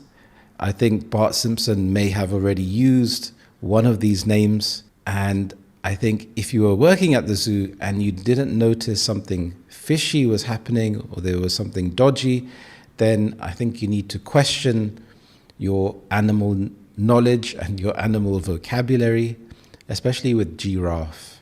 If someone calls up and says, "Can I speak to Mr. Giraffe, please?" I would be quite suspicious. In the era of fake news, it's often hard on a normal day of the year to work out when we're being tricked into believing something that isn't true. But on April Fool's Day, you need to be even more alert. No one knows exactly how the tradition started, but there are plenty of people who enjoy this light-hearted day and are happy to keep the tradition alive. It could be a cathartic experience, a cathartic day, if people wanted to post lots of fake news. They can do so on this particular day. It can be reinvented as the National Day of Fake News. But on that day, I think you would question everything. So it would be interesting to see what happens this year if people do post pranks in the media. So what do you think about April Fools? Do you think it's a good thing? Is it a bad thing? Should it be banned? I think that it's a bit of harmless fun, but again, if I'm not on the receiving end, then it is fun. And it depends on the type of prank. I've come across some funny pranks that I've read about. For example, someone replaced the Oreo cream in the Oreo biscuit with toothpaste. Let me know your thoughts about April Fool's Day and the clocks changing in the comments below. Thank you so much for watching. I hope you have a lovely day and I will see you in the next podcast. Thank you and bye-bye. Today you're going to learn English through a story. You're going to learn about the incredible life of David Attenborough. You're going to learn about his journey, his achievements, and his impact on the world. And you will also learn vocabulary, phrasal verbs, idioms, and perfect your pronunciation. Welcome back to Learn English with British Harry. My name is Harry and I'm a native English speaker from London, England. I'm also an English teacher and I've had the privilege of teaching thousands of students from all around the world. My students have gone on to secure higher paying jobs, passed important exams like IELTS with high scores, and gained the confidence to speak English fluently. David Attenborough was born in 1926 in London. From a young age, he was captivated by nature. He spent hours collecting fossils and marveling at the intricate details of plants and animals around him. This early fascination laid the groundwork for his future career. He also developed a keen interest in the natural world, often exploring the countryside and observing the wildlife. So he was born quite some time ago in 1926. Now we have an interesting word here, captivated. So captivated as an adjective, this means attracted and held the attention of. So he was captivated by nature. Marveling as a verb, this expresses astonishment and admiration. So he was amazed by the intricate details of plants and nature and animals and everything around him. Laid the groundwork. This idiom means to establish the necessary foundation or basis for something. Think about, for example, building a house. If you are building a house from scratch, from the beginning, you need to have good foundations, so you have to lay the foundations. If you are learning a new skill, you have to lay the foundations. If you are learning English, you have to have a strong foundation of vocabulary and grammar. Then you can start to build on these foundations. If you are enjoying lessons like this, it would really help me if you write yes, yes, yes in the comments below.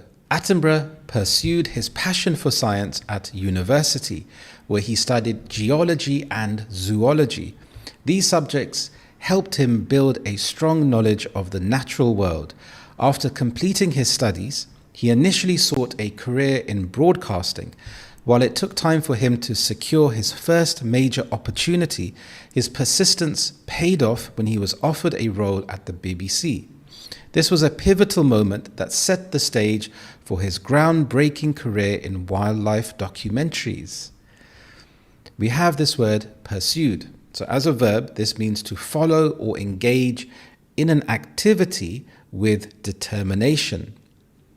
So you are pursuing being fluent in English. Sought as a verb, this is the past tense of seek. This means to search for or to try to obtain something. Persistence as a noun, the quality of continuing to do something despite difficulty. I think this is a really nice word to add to your vocabulary, because if you want to achieve things in life, you have to be persistent. So having persistence is a good thing because it will enable you to reach your goals. Attenborough's first major breakthrough at the BBC came when he was offered a position as a producer. Though he initially lacked experience in broadcasting, he adapted quickly and soon found his stride. His distinctive voice and unique storytelling approach set him apart. His first documentary, Zoo Quest, was a groundbreaking production that introduced audiences to wildlife documentaries, and its success propelled him to international fame. We have a noun here, breakthrough. This means a significant or sudden advance in progress or achievement. Sometimes when you are learning something, for example, English, and you are stuck on something and eventually you have a breakthrough.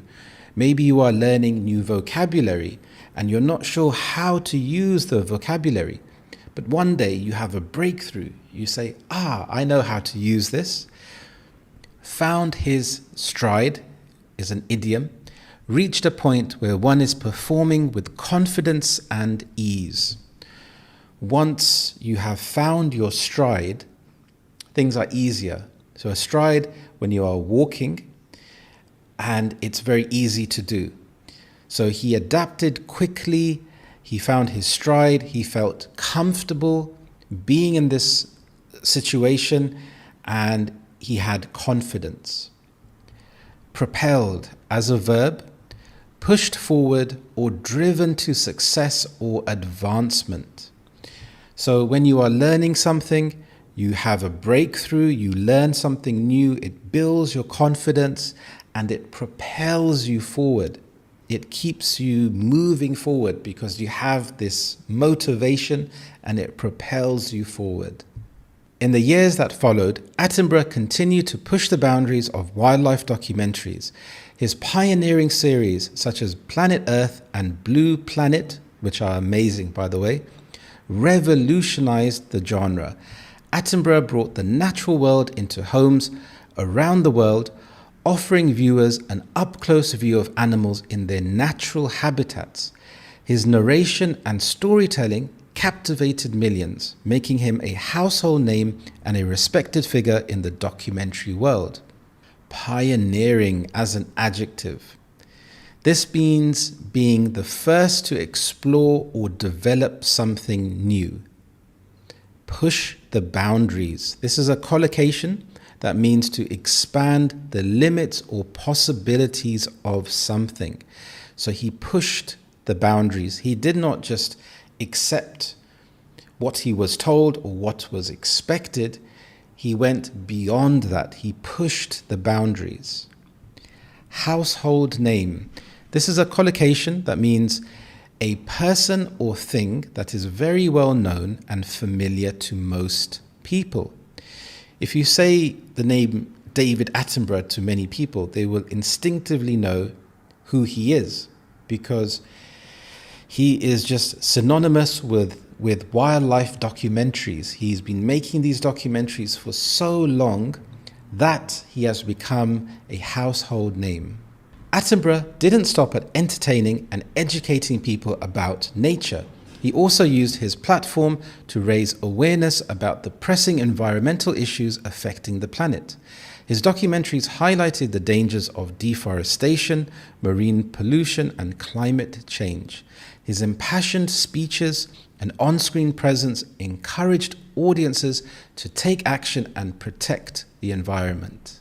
Platform is a noun. This means a stage or opportunity to reach a large audience or make an impact. So if someone has a platform, they have a large audience to communicate with lots of people. Pressing as an adjective. This means urgent or requiring immediate attention. This is often used in the business setting as well. You could say, I have a pressing matter to attend to. So if you have a pressing matter, it's something which is very urgent and you have to deal with it straight away. Impassioned. This is an adjective that means showing strong emotion or intensity, often in a passionate or heartfelt way. So when he gives speeches, he's very genuine. He has a lot of passion because he has so much love for the topic that he is talking about. Now I am going to read through the story to help with your pronunciation. David Attenborough was born in 1926 in London. From a young age, he was captivated by nature. He spent hours collecting fossils and marveling at the intricate details of plants and animals around him. This early fascination laid the groundwork for his future career. He also developed a keen interest in the natural world, often exploring the countryside and observing the wildlife. Attenborough pursued his passion for science at university, where he studied geology and zoology. These subjects helped him build a strong knowledge of the natural world. After completing his studies, he initially sought a career in broadcasting.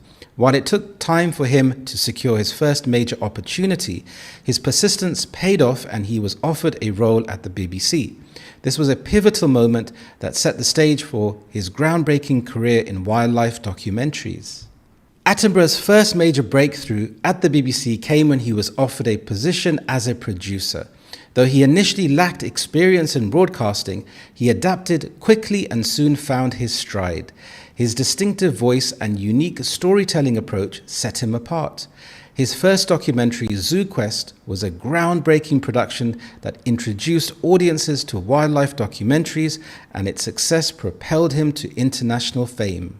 In the years that followed, Attenborough continued to push the boundaries of wildlife documentaries. His pioneering series such as Planet Earth and The Blue Planet revolutionized the genre. Attenborough brought the natural world into homes around the world, offering viewers an up-close view of animals in their natural habitats. His narration and storytelling captivated millions, making him a household name and a respected figure in the documentary world. Attenborough didn't stop at entertaining and educating people about nature. He also used his platform to raise awareness about the pressing environmental issues affecting the planet. His documentaries highlighted the dangers of deforestation, marine pollution, and climate change. His impassioned speeches and on-screen presence encouraged audiences to take action and protect the environment. Now I'm going to test your understanding of the article and ask you some questions. Are you ready? Okay, let's do this. What is David Attenborough known for? He is known for his wildlife documentaries and conservation efforts. At what stage of life is Attenborough still active in conservation? In his 90s. Which two subjects did Attenborough study at university? Geology and zoology. What was the name of Attenborough's first major documentary? It was Zoo Quest. Which organization gave Attenborough his first big opportunity in broadcasting? It was the BBC. Name one of Attenborough's famous documentary series. Planet Earth or The Blue Planet. How do Attenborough's documentaries help the public? They educate people about nature and raise awareness about environmental issues. What environmental issue has Attenborough spoken about? You could have chosen from 3 here. You have climate change, deforestation, or marine pollution. How did Attenborough first enter the world of broadcasting? He joined the BBC and worked as a producer before becoming a presenter. Why is Attenborough's voice considered iconic? His distinctive narration style and engaging storytelling make him stand out. If you enjoyed this video, please remember to write yes, yes, yes in the comments below. It really helps me out. And let me know, what do you think about David Attenborough? Is he a household name? Do you enjoy watching his documentaries? I personally love watching his documentaries. I think they are fantastic. They are amazing. I have created a free ebook for you. It contains 5 amazing tips to help you to start improving your English straight away. You will find the link to download this free ebook in my description below. Thank you so much for watching. I hope you enjoyed learning about David Attenborough, and I will see you in the next video. Thank you and bye-bye. Hello and welcome to the Learn English with British Harry podcast. My name is Harry. I am British and a British English teacher, and I create videos to help you to improve your English. In this podcast, I aim to help you to be immersed with English, so to be surrounded with English, to help you to improve your vocabulary, and maybe just something a bit relaxing to listen to. If you're looking for something a bit more structured, I recommend looking at my videos. There are plenty of videos there. But this lesson is a bit more free-flowing, podcast I should say rather, is a bit more free-flowing, and I discuss some random topics that will be interesting for you to hear. So firstly, how are you today? I hope you're well. I'm feeling good today. I think it's largely due to the fact that the weather has been improving, which is fantastic. And it also means that people are out and about a bit more. I know during winter you can go outside, but it's a bit more difficult. There's a bit more friction there. So there's friction because there are extra steps involved. You have to take an umbrella with you. You have to make sure that you have adequate clothing. But when the weather is good, when it's nice, it's much easier just to get out. So I think that's good. I've been slacking a bit with the gym, but I'm aiming to go today because it makes me feel good. And if I don't go for too long, I feel a bit off. So when someone feels a bit off, it's an informal phrase to imply that they don't feel at their best. So I think with the weather improving and people getting outside, especially with children being able to go outside, it can improve their mood. Because I think in today's society, we have so much entertainment at home that it's very easy to be a homebody, to stay at home rather than going outside and socializing. You have things like your screen, you have so many screens, your laptop, your phone, you have so many options and different ways to entertain yourself. There are so many streaming services out there, and you can be entertained with fantastic TV shows. For me, I've been watching Invincible. So the second season has recently finished. For anyone that doesn't know, this is an animated series. Now, don't be put off by the fact that it's animated, because I used to ignore animated shows for the most part.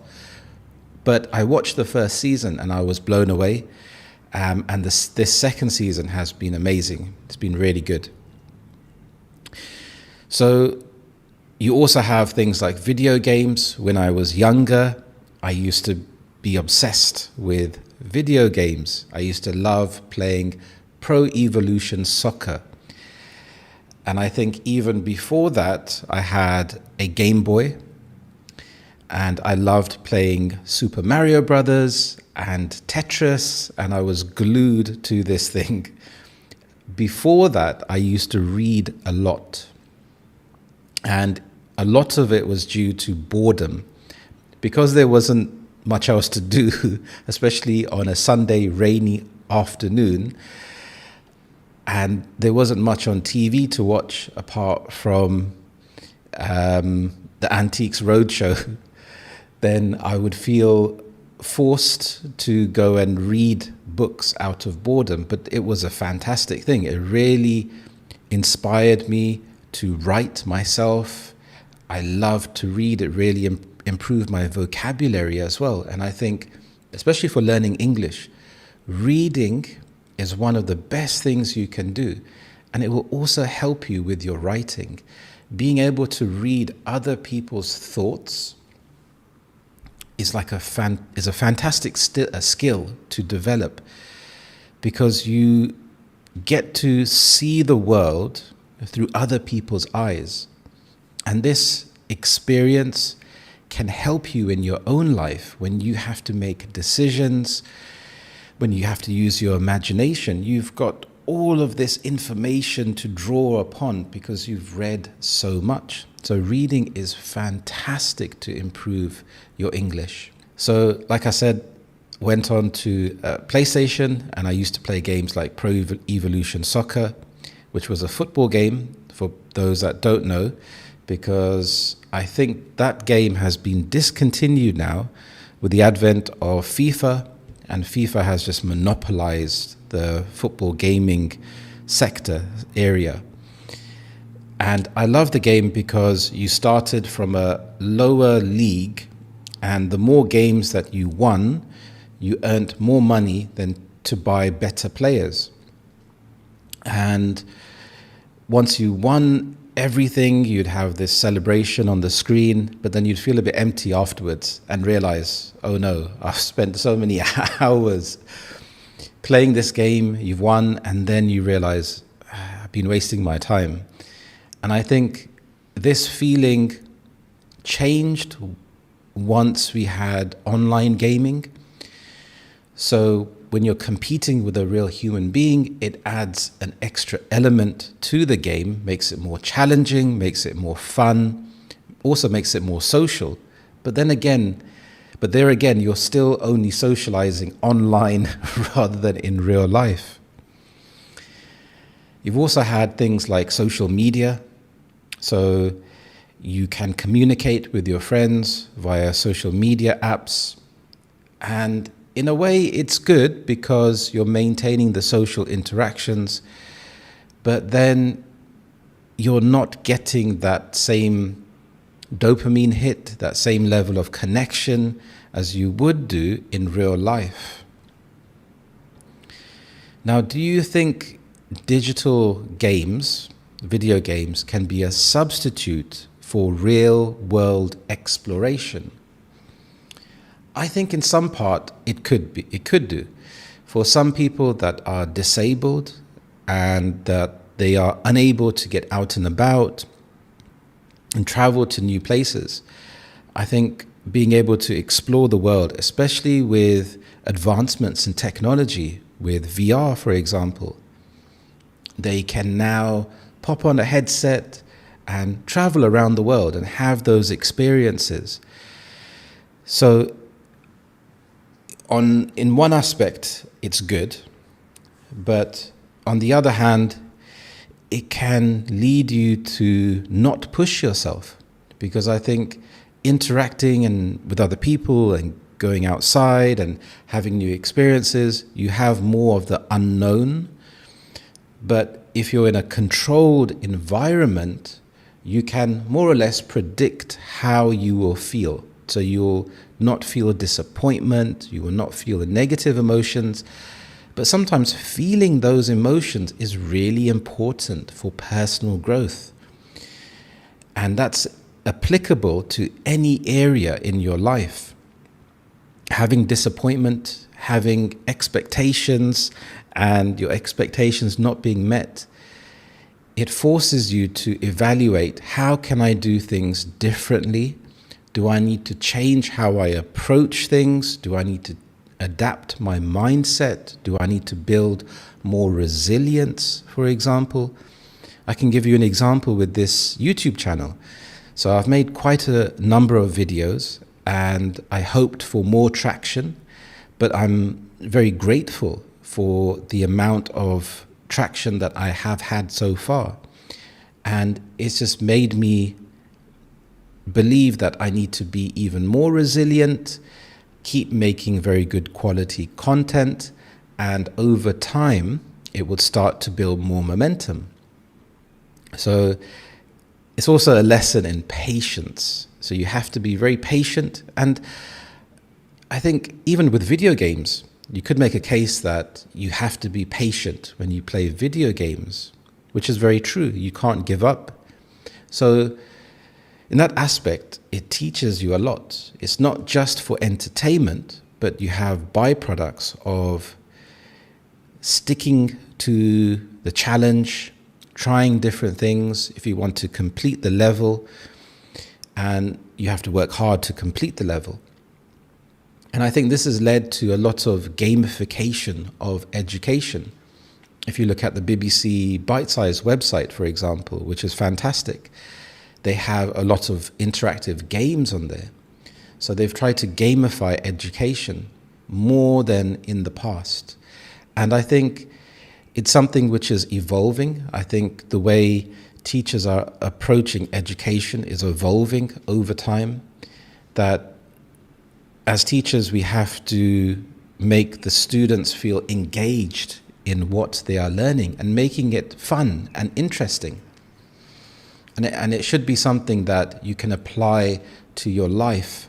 So, for example, listening to this podcast, you may be cooking, walking your dog, at the gym, relaxing at home. Also, it would be nice for you to let me know, what are you doing right now? So you can be surrounded by English. So maybe your natural inclination is to put on a radio station that is in your native language, but by listening to this podcast, you will pick up on new vocabulary and it will provoke you to think about different topics. So as you're listening to this podcast, you can answer the questions either by writing in the comments, which will also help your writing skills, and also thinking about the answer in your head. So you're formulating ideas. And this is the beauty of technology and the internet as well.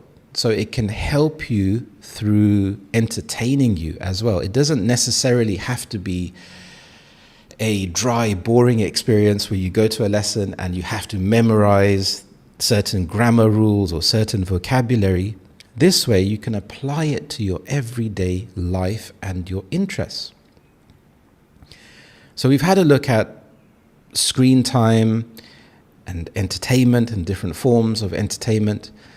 Now you also have the question of the consequences of staying indoors. If we think about physically, if you don't go out much, firstly, you don't get enough sunshine, you don't get enough vitamin D. This can lead to your bones becoming weaker, your immune system can become weaker. It can also lead to a rise in obesity. I know when you go into a supermarket, the first thing that you see is the discounted specials. And normally these are on ultra processed foods like mini Battenberg cakes or Jaffa cakes. And it's so tempting to just pick it up. And sometimes you can feel, okay, I am not going to fall for that. You carry on shopping, and then dotted around the supermarket, you will see some more specials. And by the end, when you get to the checkout, you've succumbed to the desire and the marketing that, okay, go on then, I'll just have one. But this can add up, and coupled with the fact that if you are not getting a lot of exercise, then this can lead to an increase in weight. It can make you feel sluggish. So that can be one aspect. You also have mental health and social skills.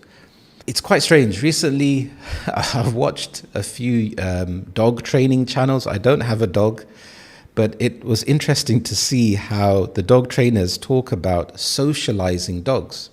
So if a dog has a problem with temperament or its personality, this could be due to not socializing enough with other dogs. So they will take the dog to a dog park, have them socialize. And I think as humans, I don't think sometimes we don't socialize enough. It could just be the work situation, but a work situation is different to every other situation because it's highly pressurized. You're getting paid to be there. So you have the pressure to perform. You may be guarded with what you say, with your body language. You cannot be open and really discuss how you are feeling because it could be construed as being negative. So having friends and family where you can be yourself, whether that's being happy, that's being sad, anywhere in between, just being able to relax and socialize, I think is really important. And feel like you have that support and being able to offer that support. So it's a mutually beneficial situation. And I think that's really important. So having those social skills, having the ability to make small talk, I think is really important. I think being able to go outside of yourself and make chit chat with people, with strangers, I think is really important because if you don't have that interaction, it can make you feel more isolated. And we need that social interaction. So getting outdoors is really important. Especially, I think, for children, getting outdoors and spending time in nature can be good for their creativity, good for their problem-solving skills. And I think it's something which used to happen a lot more in the past. So, for example, growing up, We didn't have many TVs in the house. We only had 2 TVs. One was in my parents' room and another was in the kitchen. And it was quite commonplace for a lot of British Indians to have a very large kitchen. One of the first things people do is to extend your kitchen, because the kitchen is the hub of the house. It's a place where there's a lot going on. My mum used to be cooking a lot, and we'd sit in there in the kitchen helping to cut the onions or the ginger or the garlic, and also watching TV at the same time. And it was a small box TV where you actually had to push the button, you had to twist the button, you had to push the knobs to go to the individual channels. And there was only 4 channels at the time. So you had less choice, and in some way it was better, other ways it was worse. It was good because you had to pay attention. So now you can channel hop all the time. You can always be entertained very, very quickly. So it can lead to shorter attention spans in today's society. Having less choice in a way was good. How can we encourage children to play outdoors? How can the communities encourage people? I think a lot of people are fearful of each other. That could be one aspect. But there are things like community centers where there are more activities, but then you have the price of these activities. And with everything being expensive, it's something which can add to more stress if you have to pay for these things. You have playgrounds, which are also very good, especially in the UK and London. You're always surrounded with a park, and they have the children's section there. But a lot of people would stick to each other. So even though you're there, you're not really socializing. But also on the fact that getting out and about, you see a lot of no ball game signs. And this leads me to an article that I want to discuss. So let's have a look at the article here. The title is "Removing No Ball Games Signs Will Help Kids Play." Slowly across the years, we've been obligated to lock the kids in the house and not allow them to be a bit free like we used to be growing up, says mother of 3, Helena Costa. Obligated as an adjective means required or compelled to do something, often due to law, duty, or a sense of responsibility. For example, employees are obligated to follow company policies. She felt obligated to help her friend move house. Customers are not obligated to leave a tip, but it's appreciated. So obligated means you are required, you have to do something. So she's saying that she feels that she has been obligated to lock the kids in the house and not be free. The 31-year-old lives on an estate in South London and has seen some of its no ball game signs removed or replaced with basketball hoops. Ms. Costa said she hopes the initiative from the charity London Sport and the London Lions basketball team will see more children playing outside on the Mersal estate in Lambeth. The kids won't have much fear being outside, she said. A lot of people use the signs not only for ball games, but in general, as you shouldn't be playing around here. Miss Costa has lived on Mersal Estate since 2011, said she hoped it would inspire children to spend more time playing outside and not staying inside playing computer games. It's okay, don't get me wrong, but too much of it gets to the brain, she said. So here the phrase, but too much of it gets to the brain. This suggests that an excessive amount of something like information, stress, or even a substance can overwhelm or negatively affect the brain.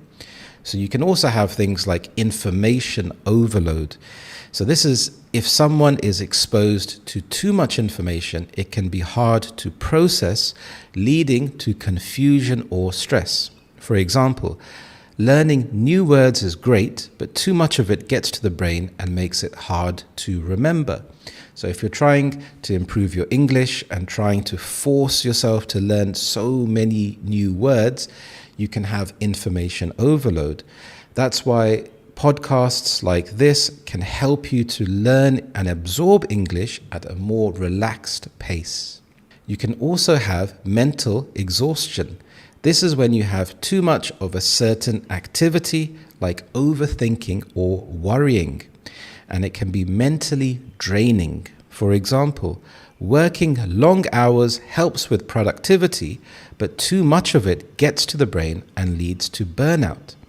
So being productive is a good thing. You can have many apps to help you to be more productive, but you can feel burnt out if you're trying to optimize everything in your life. It can be a bit too much. A couple of years ago, you used to see children play out here, and slowly with people complaining and so on, you rarely see it now. She said it was amazing to see a large group of children playing outside on the estate after a basketball hoop sign was installed. Beatrice Kabuta Kapua, who lives in Woolwich, said the signs in her area were very limiting for her 2 children. It's a pity because there is a lot of space and it's not being utilized for anything except passing by. She said some of her children's school friends live in the same building, but they do not play outside together due to the signs. We still play sometimes, and that has taught them to be mindful of the effect their actions have on properties and people, she said.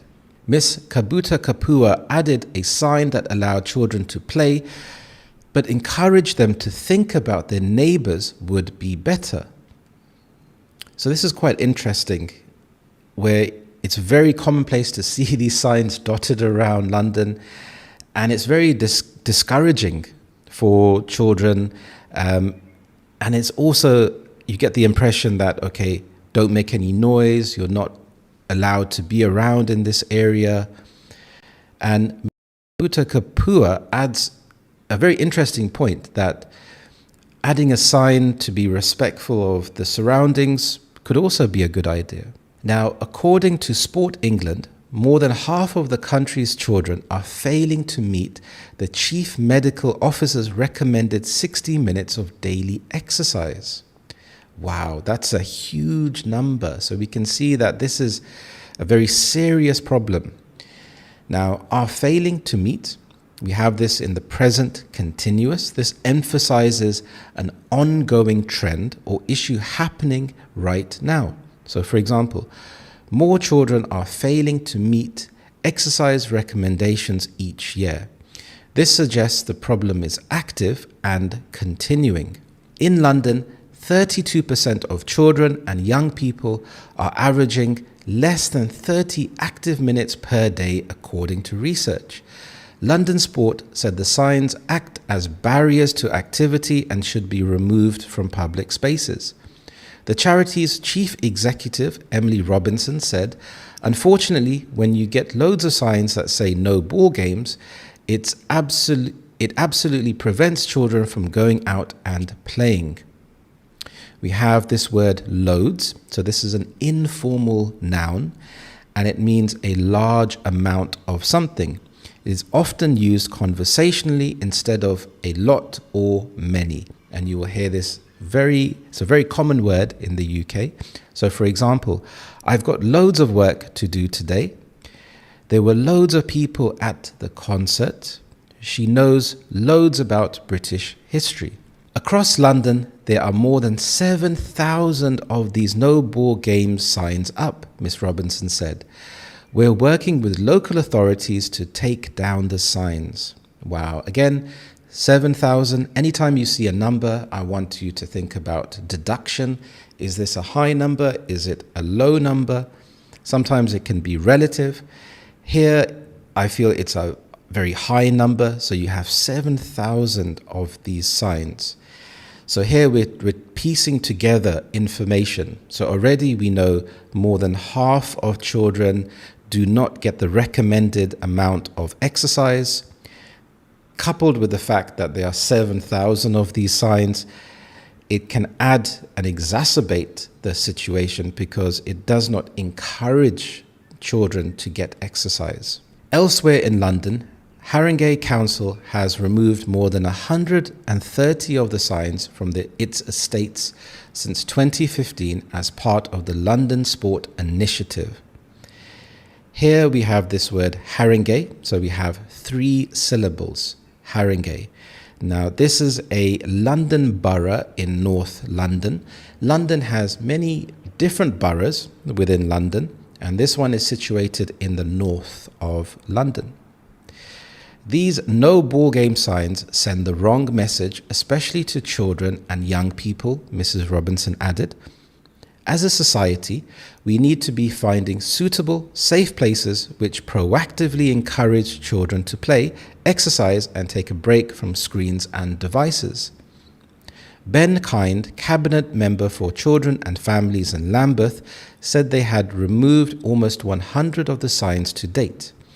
In that time, I don't think we've had a complaint about it, he said. They're a hangover from the 70s and the 80s. They're not really enforceable. They make people feel unwelcome.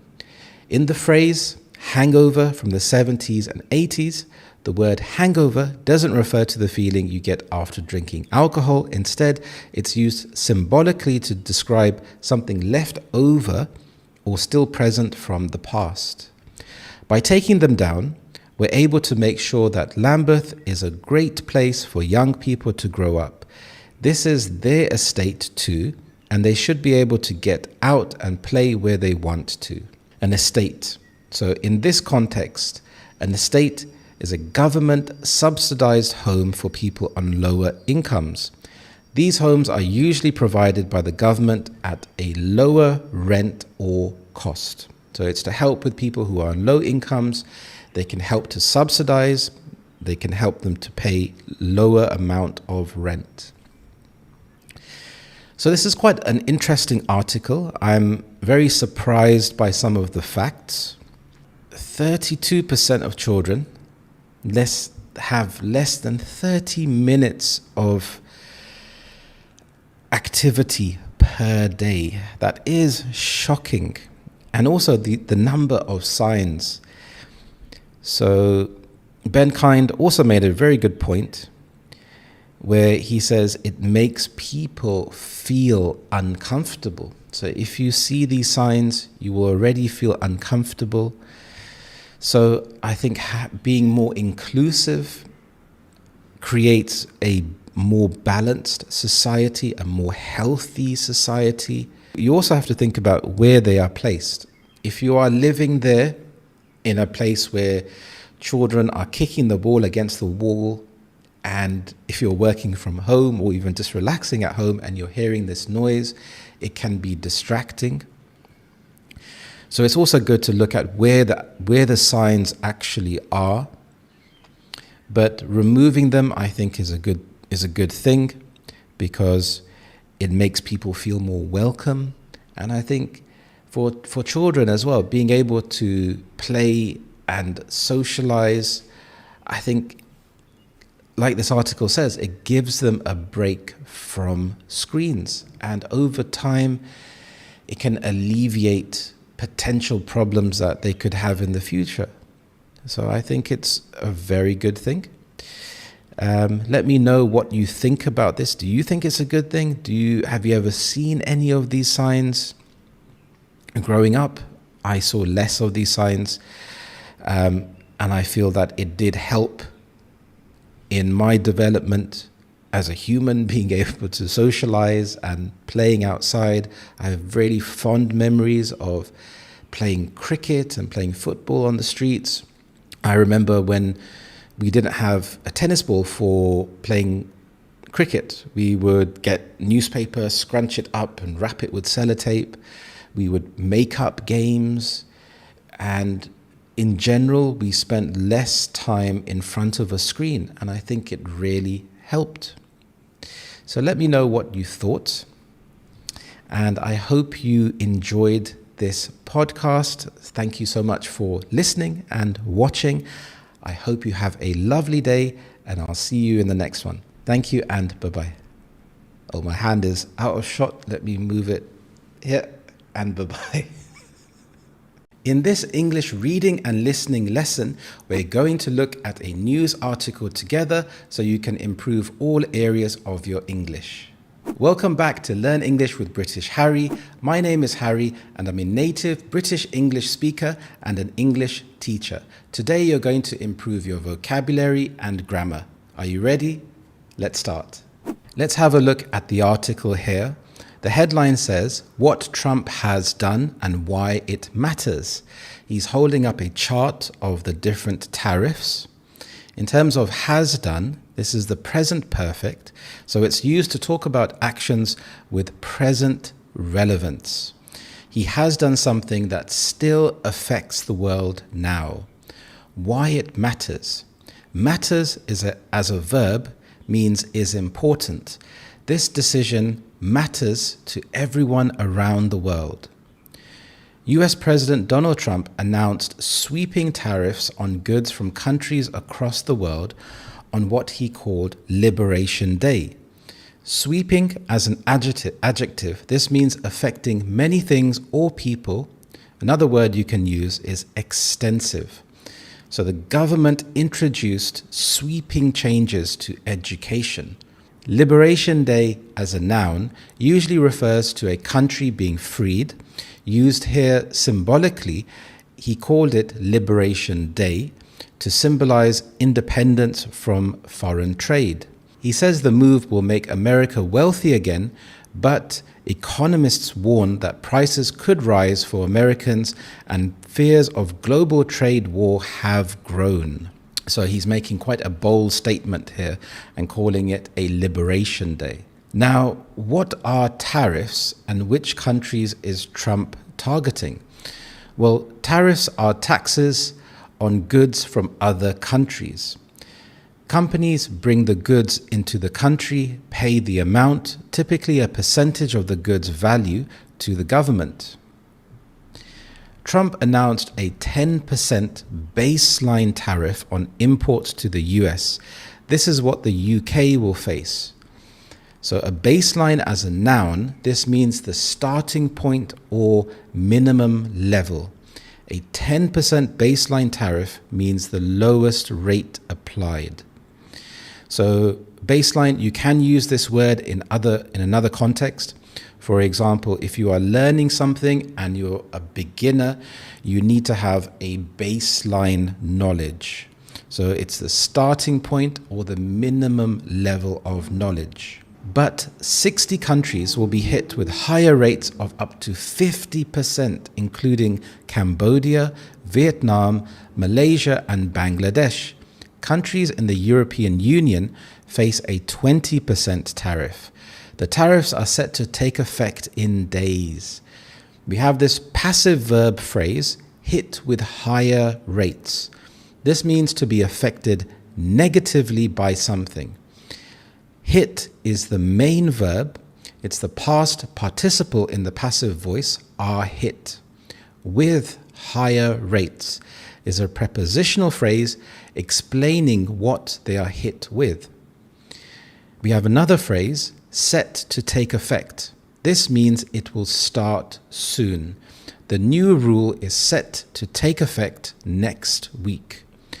Trump also confirmed previously announced tariffs on specific goods, including 25% on steel, aluminium, and foreign-made cars. I have taught thousands of students from all around the world. From this knowledge, I have created a fantastic free ebook for you. It contains 5 amazing tips. To download the free book, you will find the link in my description. So why is Trump so keen to use tariffs? Since the 1980s, Trump has strongly argued that the taxes can boost the US economy. He believes they will encourage US consumers to buy more American goods and increase the amount of tax raised. Trump also wants to reduce the gap between the value of US goods imported and exported. However, Trump is taking an enormous risk upon which he is staking his presidency. North America correspondent Anthony Zucker writes, "If successful, the move could reshape the global economic order. Trump promises that it will rebuild American manufacturing and make the country more self-reliant. But it risks alienating allies, and economists warn it could raise prices and threaten a global recession." Alienating allies. This means making friends, in this case other countries, angry. So by going ahead with the tariffs, he's not going to win any friends. He's going to alienate other countries. Global recession. This is a worldwide economic slowdown, and it's going to affect the whole world. A messy globe trade war looks inevitable, suggests the BBC economics editor Phrasal Islam. Trump's decision to take tariff revenues to a level beyond those seen during the 1930s will mean huge changes to the world trade platform, he says. For those that don't know, in the 1930s, the United States raised tariffs significantly through a law called the Smoot-Hawley Traffic Act. This was passed in 1930. It was designed to protect American farmers and businesses during the Great Depression by making imported goods more expensive. So they raised tariffs on over 20,000 imported goods. And the purpose was to protect American jobs, industries during the economic downturn. Now, the effect of this, other countries retaliated by imposing their own tariffs on American exports. So retaliate is to respond, usually in an aggressive way. Global trade collapsed, worsening the Great Depression. Economists today often cite it as a major policy mistake. So here he has the opportunity to learn from history, but it doesn't seem like he will. Will prices go up for US consumers? Economists say many companies are likely to pass the increased cost of imported goods onto their customers. They could also reduce imports, meaning fewer products are available, putting further pressure on policies. To raise the revenue Trump is hoping for, US consumers are going to have to swallow rises and keep on buying items made in other countries in similar quantities, says the BBC's deputy economics editor, Darshni David. Here's swallow rises. This means to accept higher prices. Consumers may have to swallow price increases. So when you swallow something, when you are eating, you have to swallow. So here, you just have to eat, you have to swallow the price rises. There will be nothing that you can do about it. And as she points out, history shows the frontline casualties tend to be consumers due to reduced choice and higher prices. History shows. This is used in the present simple tense. It's used for general truths or repeated actions. Frontline casualties. This means those hurt first or the most. Cars, lumber, used to build houses, beer, whiskey, tequila, and avocados are among the goods that could become more expensive. Oh no, not avocados. I love avocados on toast. So here, lumber as a noun. This is wood that has been cut into planks or beams, typically used for building. In the UK, timber is a more common word than lumber. So how is the world reacting to Trump's tariffs? Global stock markets fell and a series of world leaders condemned the measures. Condemned as a verb, this means strongly criticized. European Commission Chief Ursula von der Leyen said the consequences will be dire for millions of people around the globe. Dire consequences. This means very bad or serious results. EU countries are finalizing a response to the 25% steel and aluminium tariffs and could announce further measures. The Commission has promised to protect European businesses, including Germany's car industry, Italy's luxury goods, and France's wine producers. China has promised resolute countermeasures which are likely to hurt US companies trying to sell into the huge Chinese market. Resolute countermeasures. These are strong, firm actions taken in response to a threat or challenge. However, Trump's tariffs may also benefit China by allowing President Xi Jinping to portray his country as a champion of free trade. The BBC's China correspondent Stephen McDonnell says. UK Prime Minister Sir Keir Starmer acknowledged the economy will be hurt by the latest tariffs, but promised to react with cool and calm heads. Business Secretary Jonathan Reynolds told MPs the government would look at how retaliatory tariff measures against the US products could affect British firms.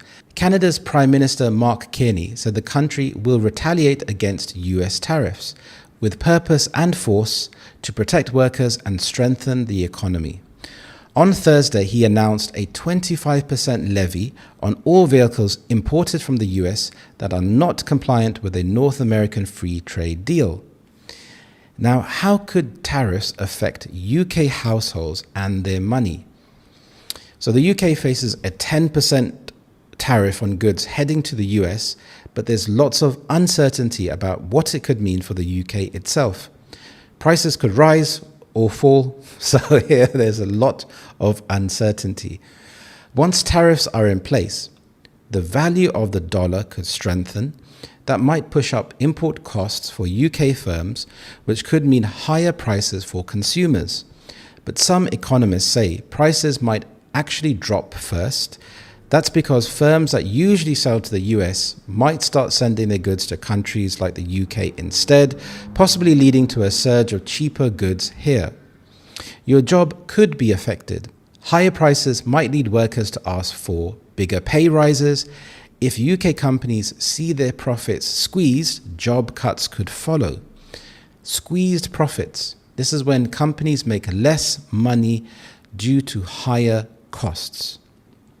If you think about squeezing an orange when you're trying to get the juice out. So the employees are going to be squeezed and they're not going to make more money.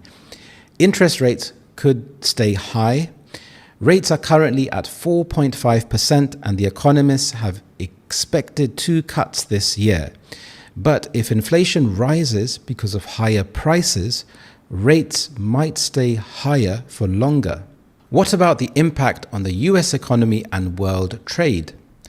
The chance of the US economy heading into a recession rose to 50% after Trump's announcement, according to former International Monetary Fund chief economist Ken Rogoff. So a recession is a period of economic decline. Trump has previously refused to rule out the possibility of a recession. There are worries that tariffs could affect US consumer spending, a massive part of the global economy. In Asia, tariffs will break the business model of thousands of companies, factories, and possibly entire nations, says economics editor Phrasal Islam. So if we look at the story here, it's quite a revolutionary story. It's quite unbelievable, really, that he's introducing tariffs and very high tariffs. He's mentioned the word reciprocal tariffs, and reciprocal is where something is equal. If you do something to someone else, you have something done back to you equally. It's like cause and effect. But here, it's not really equal. Now, it'll be interesting to know what country are you watching this lesson from? Where are you right now? And let me know what is the percentage tariff. If we look at some of the countries here, we can see the highest tariff is to China, which is at 34%. The European Union, 20%. The UK is at 10%. So we can see here China is being hit the hardest. in terms of tariffs. So it would be very interesting to see how they will respond to this, what they will do. Even the European Union, I think it's going to shake things up a lot. It'll be interesting to see if countries do actually increase their tariffs, because this will be seen as a tit-for-tat move where they're not really collaborating. And if we think about collaboration, it's not even really a collaboration. It seems more like a punishment here. Now, one positive could be that by increasing the tariffs, yes, you could potentially increase the amount of money coming into the United States, but it's taking a huge risk. It's a huge gamble on the international, on the global scale. So let me know, what do you think about this article? Now, I have a few talking point questions that I'd like to introduce to you, and then I will read the article from beginning all the way through so you can practice your pronunciation. So what's one new word or phrase that you have learnt today? You can watch the video back again to refresh your memory. Think about a new word and write it in the comments below. Try to think of a new sentence. This really helps with your active memory and active learning. And also, again, how do the tariffs affect your country? So let me know where you're from and what the percentage tariff is. So let me read the article from beginning to end. Just scrolling through here where you have the chart, which is, you can see all of these countries are affected. Okay. What Trump has done and why it matters. US President Donald Trump announced sweeping tariffs on goods from countries across the world on what he called Liberation Day. He says the move will make America wealthy again, but economists warn that prices could rise for Americans and fears of a global trade war have grown. What are tariffs and which countries is Trump targeting? Tariffs are taxes on goods from other countries. Companies bring the goods into the country, pay the amount, typically a percentage of the goods value, to the government. Trump announced a 10% baseline tariff on imports to the US. This is what the UK will face. But 60 countries will be hit with higher rates of up to 50%, including Cambodia, Vietnam, Malaysia, and Bangladesh. Countries in the European Union face a 20% tariff. The tariffs are set to take effect in days. Trump also confirmed previously announced tariffs on specific goods, including 25% on steel, aluminium, and foreign-made cars. Why is Trump so keen to use tariffs? Since the 1980s, Trump has strongly argued that the taxes can boost the US economy. He believes they will encourage US consumers to buy more American goods and increase the amount of tax raised. Trump also wants to reduce the gap between the value of US goods imported and exported. However, Trump is taking an enormous risk upon which he is staking his presidency, North America correspondent Anthony Zerko writes. If successful, the move could reshape the global economic order. Trump promises that it will rebuild American manufacturing and make the country more self-reliant. But it risks alienating allies, and economists warn it could raise prices and threaten a global recession. A messy global trade war looks inevitable, suggests the BBC's economics editor Phrasal Islam. Trump's decision to take tariff revenues to a level beyond those seen during the 1930s will mean huge changes to world trade patterns, he says. Will prices go up for US consumers? Economists say many companies are likely to pass the increased cost of imported goods onto their customers. They could also reduce imports, meaning fewer products are available, putting further pressure on prices. To raise the revenue Trump is hoping for, US consumers are going to have to swallow rises and keep on buying items made in other countries in similar quantities, says the BBC's deputy economics editor, Darshni David. And as she points out, history shows the frontline casualties tend to be consumers due to reduced choice and higher prices. Cars, lumber used to make houses, beer, whiskey and tequila and avocados are among the goods that could become more expensive. How is the world reacting to Trump's tariffs? Global stock markets fell and a series of world leaders condemned the measures. European Commission Chief Ursula von der Leyen said the consequences will be dire for millions of people around the globe. EU countries are finalizing a response to the 25% steel and aluminium tariffs and could announce further measures. The Commission has promised to protect European businesses, including Germany's car industry, Italy's luxury goods, and France's wine producers. China has promised resolute countermeasures, which are likely to hurt US companies trying to sell into the huge Chinese market. However, Trump's tariffs may also benefit China by allowing President Xi Jinping to portray his country as a champion of free trade, the BBC's China correspondent Stephen McDonnell says. UK Prime Minister Sir Keir Starmer acknowledged the economy will be hurt by the latest tariffs, but promised to react with cool and calm heads. Business Secretary Jonathan Reynolds told MPs the government would look at how retaliatory tariff measures against the US products could affect British firms. Canada's Prime Minister Mark Carney said the country will retaliate against US tariffs with purpose and with force to protect workers and strengthen the economy. On Thursday, he announced a 25% levy on all vehicles imported from the US that are not compliant with a North American free trade deal. How tariffs could affect UK households and their money. The UK faces a 10% tariff on goods heading to the US, but there's lots of uncertainty about what it could mean for the UK itself. Prices could rise or fall. Once tariffs are in place, the value of the dollar could strengthen. That might push up import costs for UK firms, which could mean higher prices for consumers. But some economists say prices might actually drop at first. That's because firms that usually sell to the US might start sending their goods to countries like the UK instead, possibly leading to a surge of cheaper goods here. Your job could be affected. Higher prices might lead workers to ask for bigger pay rises. If UK companies see their profits squeezed, job cuts could follow. Interest rates could stay high. Rates are currently at 4.5% and economists had expected 2 cuts this year.